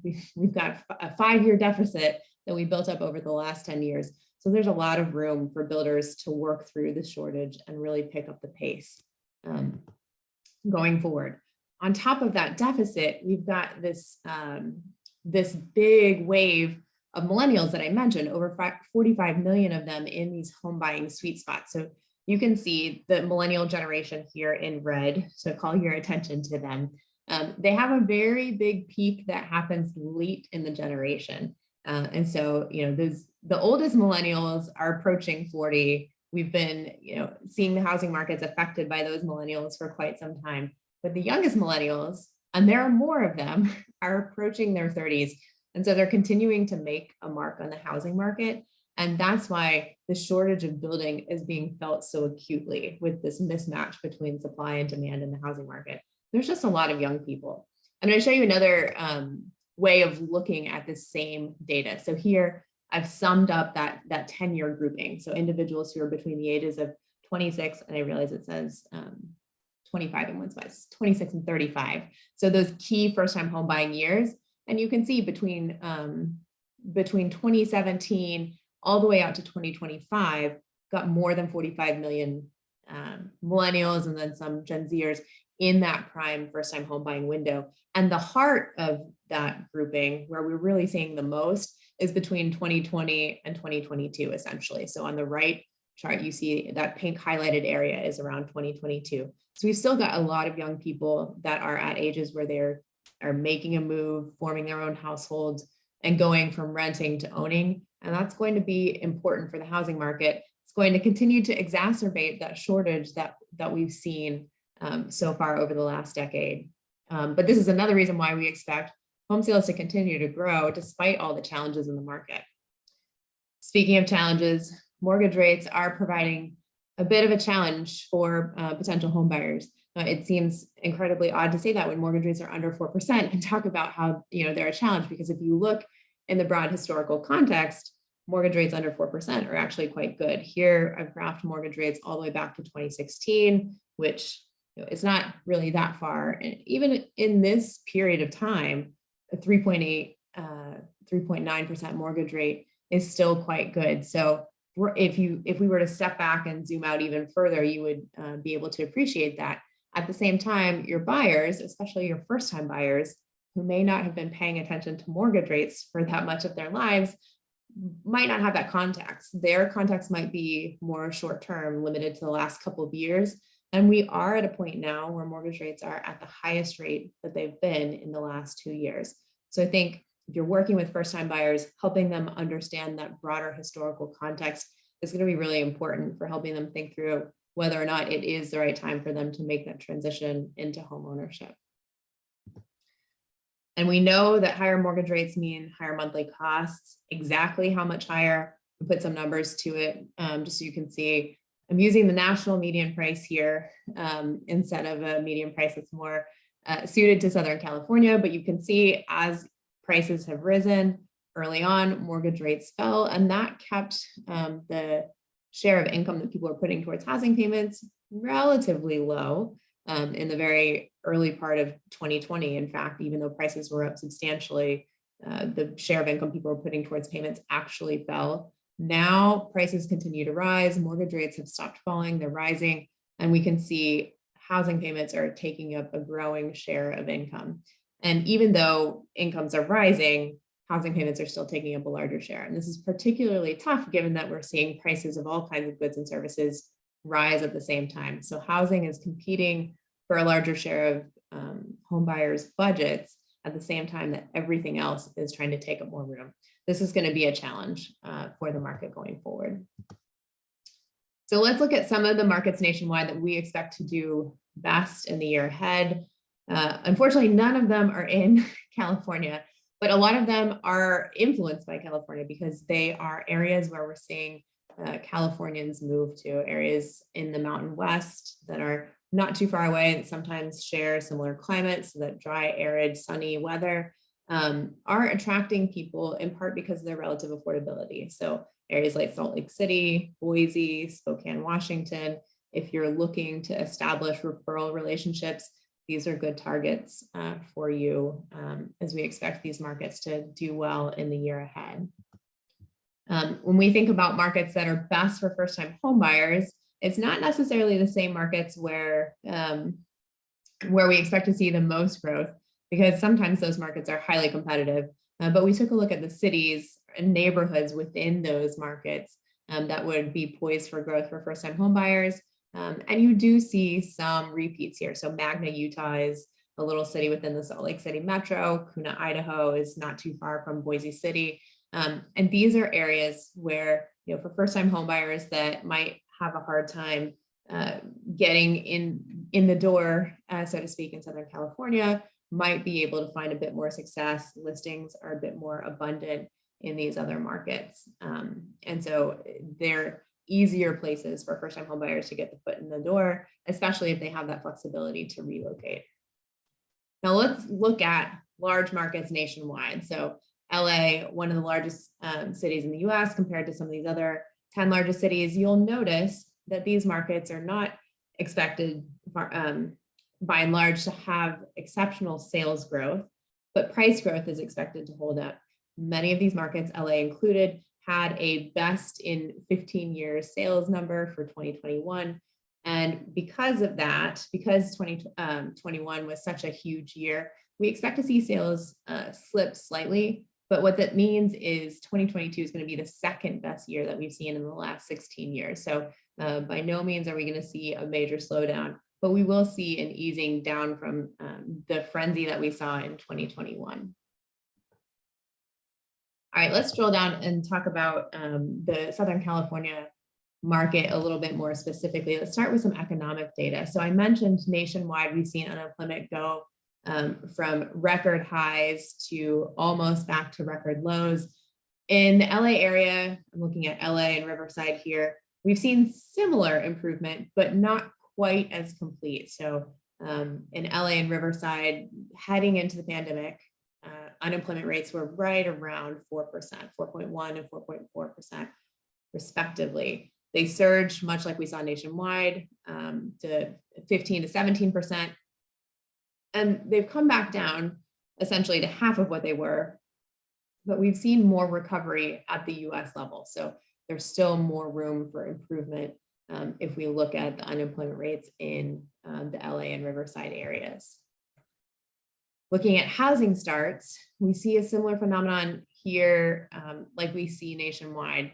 Housing starts are ticking up. We've seen an increase of about just shy of 10% on a year-over-year basis. That's fantastic. We need the building. At the same time, it still pales in comparison to what we saw during the housing boom years, and more is still needed. So that deficit continues to exist. Permits, we see a very similar story. We saw more permits during the last housing boom, but we're continuing to see those permits make progress. So relief is on the way, but it won't happen quickly, given that we've had such a long-term underbuilding situation in the housing market over the last decade or so. Now, looking at listing trends, because of limited inventory, we see similar trends here to what we see nationwide. We've got fewer homes for sale. And if you do the comparison with last year, the number of homes for sale is low. But if you look back to 2 years ago, so we're looking pre-pandemic to post-pandemic, the number of homes that we see on the market right now is less than half what it was before the pandemic. And if you remember back to what we were talking about before then, inventories were still relatively low back then. So it is unbelievable to see so few homes available for sale. And that explains a lot of what we're seeing in the market, the fast selling homes, the record price gains, and that continues to be a phenomenon. So intense housing demand is fueling shortages. As I mentioned, if we look on a year-over-year basis, the metro level inventory is down about 41%. And buyers really feel that and feel that sense of urgency. At the county level, interestingly, we sort of see a different picture. In the midst of the pandemic, LA County and Orange County did a bit better. in the sense that they didn't have declines in inventory that were quite as great as out in the suburbs. But now, as vaccines have rolled out, as people are starting to navigate the world again in something like a post-pandemic state, even though the pandemic is still going on, we are seeing inventories start to improve out in the further suburbs. So out in San Bernardino, out in Riverside, and you're seeing a bit more interest in the LA markets. And so inventory is beginning to fall in those markets again. Interestingly, though, when we look at listing price, no surprise, there's still a premium for being in LA as opposed to Riverside. If we look at the year-over-year price trends, we're starting to see some weakness in the LA market. And so if you can see this on a year-over-year basis, we're actually seeing some deceleration in prices in both markets. Not surprising given how much mortgage rates have risen. But in LA, we're actually seeing in median listing prices anyway, some outright price declines, which is a bit exceptional relative to other markets that we're seeing in the country. And if you look at this on a county level, very similar trends. We've got the suburban counties of Riverside and San Bernardino seeing stronger price growth. LA County is seeing the weakest price growth now, although early on in the pandemic, it had seen some much stronger price growth. And Orange County is netting out somewhere in between. As I mentioned, in a lot of, it's not exceptional that we're seeing median price declines. The median price can be affected by the types of homes that are listed and available for sale. And so if you have different types of homes that are listing, you're going to see different trends in the median price that don't necessarily reflect what you would expect to see for the same type of home. And one way that we try to account for that is to look at the price per square foot. And interestingly, in the price per square foot, again, you still see the premium that LA commands over Riverside. And then when you look on a year-over-year basis, you see interesting trends. So LA is still showing some weakness in the price per square foot, but the suburban county is still showing a phenomenal amount of strength, including Orange County, still seeing growth on the order of 15% or more price per square foot. So prices are still rising pretty notably in most parts of the Southern California area, LA being a bit exceptional here. I talked about how quickly homes are selling. So our data, we're looking at total time on realtor.com. So this is not necessarily, this is certainly not a list date to contract date. But if you look at how quickly homes are selling, just 25 days in March, we do see the usual seasonal slowdown, in January. But still, if you look at this January compared to previous January, we're seeing homes sell faster. That is one of the reasons why we're observing fewer homes available for sale at any point in time. The home turns over very quickly, which is something that we're seeing. Then when we're taking a snapshot and looking at how many homes are actively for sale, we're going to see fewer of them at any point in time. So this is an important role in why we're seeing what we're seeing in the housing market right now. And you can see, I think this was a big surprise to people. Early on, there was a pause in housing market activity, and then we have a very sharp rebound, especially in the speed at which people are making transactions and conducting transactions in 2021 and the early part of 2022 so far. I think it's largely because people had technology available to them for quite some time before the pandemic, but really began to use it in a new way and were more reliant on it as a result of the pandemic. And so that really helped pick up the pace of the market because you had this backdrop of the shortage and a lot of demand, as I mentioned before. So we still see that homes are selling faster than a year ago. And that is going to continue to mean not very many homes available for sale at any point in time when we're measuring active inventory. Now, with inventory so limited, we can look at active inventory, and we do measure this. But one of the key indicators I like to focus on is newly listed homes. And so when I say newly listed homes, I'm not talking new construction, although new construction is important. I'm talking about sellers who have just put their home on the market. So this is what your buyers are looking to see when they're searching for a home. What's new? What's just hit the market? And looking at this gives me an idea of what's oncoming And that is a really good indicator for sales going forward. So in this kind of market where everything is selling, if it lists, it will sell. And so when we see new listings pick up, that's a sign for home sales going forward. And what we've seen so far in the LA and Riverside areas is that we are seeing homes list, but not quite as many as we typically see this year. And so if you look on a year-over-year basis, for example, we're roughly flat with new listings for Riverside, but still lagging behind in LA. So in order to see sales grow, we're going to need to see more homeowners put their homes up for sale in the market this year. I do expect we'll see that as we move later into the spring, but so far early in the year, we haven't seen that. All right, I want to talk a little bit about rental trends. You may or may not know that Realtor.com has rental data and a rental experience on our site, and we've started to produce these rental reports. We started just before the pandemic began. So, but as I mentioned earlier, rents are rising nationwide. We just released our January rental data. It showed that nationwide rents were up about 20%. LA, no exception to that national trend, rents were up almost 20% to $3,000 a month for the typical rental, which is the highest that we've measured in the LA area since the start of the pandemic, since our data history, which goes back to 2019.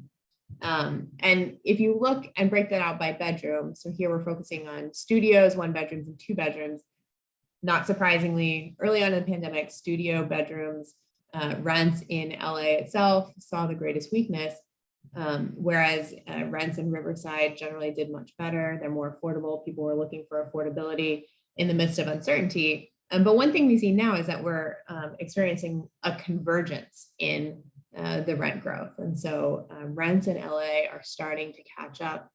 And if we compare these trends with others nationwide, you may or may not be surprised to see that Riverside is actually one of the 10 fastest growing rent markets in January and has been typically on this list for much of the past year. So rents are rising pretty quickly in Riverside. If we look at the rent versus buy question, which we also did, and look at the markets where, because rents are so high, or because the cost of homeownership are so high, it tends to favor renting. LA makes this list. So not necessarily a great thing for your potential home buyers in the LA area, but obviously, even if the monthly costs are higher for buying, for buyers who are thinking long-term, it can still be a wise move. But you can see the difference in costs for the LA market. It's roughly 25% more expensive to buy a home in the 0 to 2 bedroom starter home range relative to renting it. It's still a better deal than in other parts of California, in the Bay Area, or in New York, or Austin, Texas, which is our worst market for buying relative to renting. But a lot of that reflects the stability of the market, the fact that when you make a purchase, you're making an investment in a solid area, and the expected growth going forward. So, but good context for you to have for buyers who are on the fence of making that rent versus buy decision. And here we have the costs broken down in more detail, the monthly rental costs versus the median home mortgage costs, again, for starter homes. And you can see buying a home is 25% more expensive in LA, only about 13% or so more expensive in Riverside. Another interesting data feature that we have that you may or may not be aware of is we look at cross-market demand. So Realtor.com has some really great data because we have the listings data provided by MLSs like the MLS, and we've also got shopping traffic from people over the country. And so what we can do is marry those two data sets together to create some really interesting insights. We can look at, for example, where shoppers in Southern California are coming from. So if we look at the LA area, for example, the #1 source of traffic for home buyers in LA is within LA. So 64% or so of shoppers are coming from within LA. But if we look at those out of market shoppers, where are they coming from? The #1 market is Riverside, #2, San Francisco. So a lot of shoppers in the LA market are coming from other parts of California. But if you go further down the list, you'll see New York actually represented as #3. So lots of out-of-state traffic coming to the LA area as well. Views from out of state actually make up about 1 in 5 of the home shoppers in the LA metro. And as you can see on that bar graph above, that little brown portion up in the left corner, international views are about 5% of LA traffic. So that is much higher than what we see typically across the country. And so really diverse market for attracting people to the area. And if we look at where people are going, if they're deciding to leave the Southern California region, leave LA, for example, the #1 destination is Riverside. So if people don't want to go too far, they're usually moving further inland for some affordability. And beyond that, looking to Phoenix or San Diego or Bakersfield. So generally not moving too far away if they're looking to leave the LA area. They like the things that LA provides and are looking for maybe some more affordability, but similar climate and culture. Now, I have a question for you. I know we can't make this truly interactive as if I were in the room, but how many bedrooms do you think are in the most popular listing in the Southern California area? I believe you can put, you can type answers in the chat if you so feel. We have a 3 so far. Yeah, thanks. Oh, lots of guesses for 3. Yeah. All right, so we'll see the big reveal. I've got the 4 most popular homes here for you. The first one, many more than 3 bedrooms. This is a 21 bedroom, 42 bath, enormous home in LA. I don't think a lot of the views that this home is getting are necessarily for shoppers, but people checking out the incredible, impressive home that is here. If we look at the #2 home, it's actually somewhat similar, but only half the bedroom count at 13. And then finally, we get to the correct answer from most people. The #3 home in Riverside, 3 bedroom, 2 bath in zip code 92506 at roughly 1,600 square feet. Very popular on realtor.com, as is the #4 home, also a 3 bedroom, 2 bath. So you are on the right target. 3 bedroom, 2 bath are the most popular homes outside of the mansions that everyone likes to enjoy looking at. Just a couple more resources that I wanted to share with you before we wrap up. And then if we have some additional questions, I'm happy to take them. But my colleague, my team and my colleagues produce a lot of content on a regular basis to try to keep home buyers, home sellers, real estate agents, anyone who's involved in the industry informed on what's going on in the market. And we're trying to do it in a way that is engaging and reaches people where they are. So we started at the beginning of the pandemic, we started these short weekly recap videos. We hit the highlights of what's happened in the economy in the last week. We talked about what happened to mortgage rates, what economic data are out, whether it's jobless claims or the unemployment rate or retail sales, and what it means for home shoppers and the industry, essentially. So my colleague Georgia too and I take turns giving these weekly recaps. They're short, 2 to 3 minutes on average, and we post them up every Friday evening because a lot of the last economic reports come out on Fridays. So they're very fresh, and you can find one of those every week. A great resource for you to share with buyers or sellers if you have client newsletters. And feel free to agree with us or disagree with us. In some cases, the national trend is not necessarily what you're seeing in your market. And so it's a great opportunity for you to add some context around what we're saying, but still keep everyone informed and position you as the expert on real estate. Another place to get a lot of insights and content is our Twitter feed. We're posting to Twitter multiple times a day. A lot of it is very visual information. So like this chart where we see here, the largest MSAs showing greater permitting than in other parts of the country. So you can have a really interesting fun fact. Some of the information that we're sharing is nationwide, some of it's local. And if you follow along, you can usually get the most up-to-date information. We'll usually take our blog articles from our blog and Twitterify them by putting them down into snackable insights. So they're really designed for sharing. And then, as I mentioned, we have a blog where we do longer form articles available on our website, realtor.com/research. We've got downloadable data. If you're a data nerd that likes to play around and create your own graphs and charts, we've got that information there freely available to you. And finally, we've got a weekly and monthly e-newsletter that goes out. If you prefer to have the content just show up in your inbox where you can easily digest it, that is also an option. You can go to our website, again, realtor.com/research, and subscribe so that you'll always get the latest information. And this information will be available so you can, I'm happy to share the slide deck so you can take notes and have these resources. But otherwise, if there are any questions, I'm happy to take them now. I think I see one question.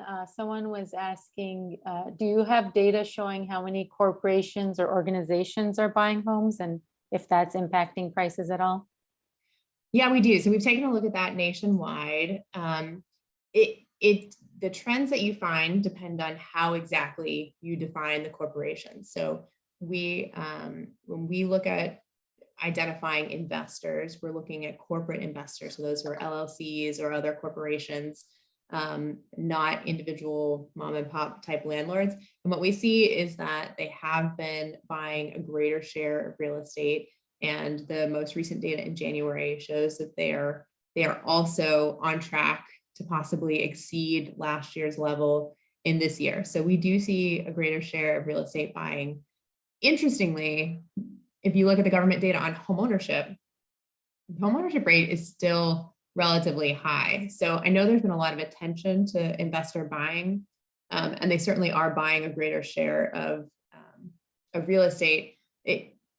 The fact that we haven't seen homeownership rates decline in a big way suggests to me that maybe some of what they're buying is from smaller mom and pop individual landlords and sort of replacing corporate management of properties for that small local person-to-person component. So yes, it is something that we're seeing. And so if you work with investors, they are active in the market right now.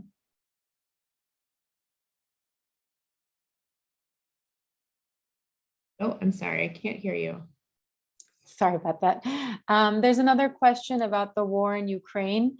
Would that impact the US housing market at all? Yeah, so it's possible. So what we've seen so far is the war is creating uncertainty. And so when you have uncertainty, people tend to pull out of the stock market. There's concern for what that will do to economic growth. I think, much as we saw as the pandemic unfolded, some of the potential impacts are really clear at the beginning. Some may take longer to manifest. So that uncertainty of people pulling out of stocks tends to cause them to pile into bonds. And so we usually see bond rates, including mortgage rates, start to dip. And in fact, in the Freddie data that we saw today, mortgage rates are down slightly. Big picture, mortgage rates are still up over the last couple months. So I don't think it's going to have a huge effect on the housing market, but we're going to see them steady, maybe decline slightly going forward. That will sort of help prevent some of the worst affordability crunch that we might have seen otherwise. On top of that, we expect to see higher oil prices. So that's going to make the prices of all goods and services a bit more expensive, which is a challenge given that we're already seeing inflation. And then a lot of the other supply chain disruptions, I think, sort of remain to be seen. And we don't rely on a lot of Russian goods and services in the US, but we do rely on European goods and services, for example, and Russia is a major energy supplier to Europe. So I think we're going to see some indirect impacts. A lot of it's going to depend too on how long the conflict goes on. But so far, at least, the US and other European nations are responding to the aggression with threats and sanctions. And that's going to disrupt the global trade that we previously enjoyed. So there is going to be an impact. I think construction is going to get harder. Mortgage rates are going to go down for a bit. And then, we'll have to see what happens depending on how long the conflict lasts. Great.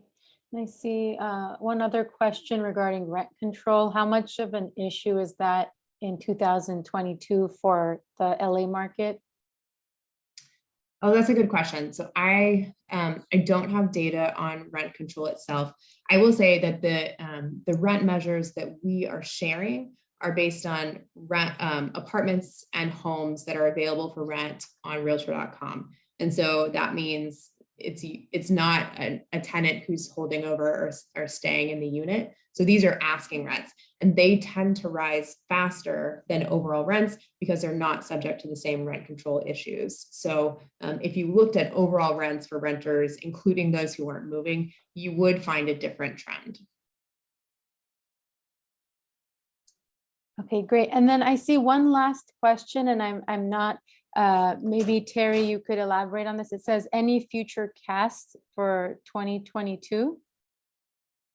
I'm not quite sure if you could also raise your hand and ask the question if that's easier. And then finally, there's eviction rent moratorium for LA County. How will that affect the multifamily market and rental rates? Yeah, so I think there's a lot of worry that as eviction moratoriums expire, that that folks are going to be evicted or have to leave their homes. So far, at least in the government data, we haven't seen that. Rental vacancy rates are close to record lows, and the market is really competitive. That probably, given low vacancy rates and rising rents, does give landlords an incentive, perhaps to capture some of that rent growth by pushing people out and not being as patient with them. At the same time, rental assistance programs continue to exist to help some of those renters. And if the worry is slower rent growth, we haven't seen it yet. I do think we'll start to see it. Rents are ultimately paid by people with incomes, and incomes are going up, but they're not going up anywhere near 20%. So eventually we're going to see that have a big, have to slow down. Right now, we're seeing those rents rise because landlords are facing higher costs from the general inflation that we're seeing. Rental vacancy rates are low, and so landlords have some pricing power. But as those factors change, we're going to see rents slow. Incomes have been growing at a pace of like 3 to 5%. So we can't see rents continue. The other reason why rents are growing so fast is because they're kind of making up for lost time. We did see them slow significantly in the early part of the pandemic. And so now they're kind of playing catch up. But as was shown in the data, we're at new highs in rent. So I would say they're caught up at this point, and we expect to see them start to slow. Great. Well, thank you so much, Danielle. We really appreciate you taking the time to join us and giving our members this rich information. We really appreciate your time. It's really been an honor. And then, as you mentioned, if you don't mind sharing the slides, I'll make sure to distribute it to all the attendees. I saw a lot of requests to kind of print some out, print some of that information out. So thank you so much. With that, we're going to move to our, sorry, to our final prize before concluding today's event. Thank you once again, Danielle. So I'm going to prep the prize wheel to do our final prize. It's the grand prize of $100 Amazon credit. Let's see here. And you must be in attendance to receive the prize. Good luck.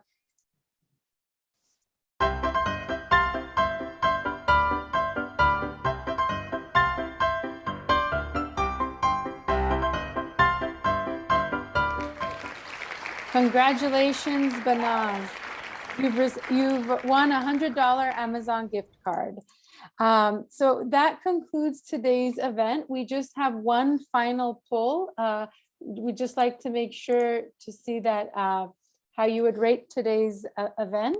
So if you could just hang on one more minute while I launch the poll. Let's see here. There you go.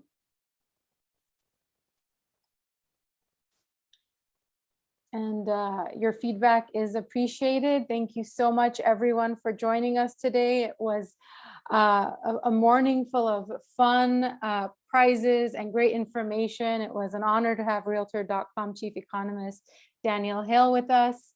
And we look forward to future events, hopefully in person. If not, the virtual events will always be, we're probably moving more into a hybrid world where we'll be offering both virtual events and in-person events. So thank you very much, everyone, and have a wonderful rest of the day.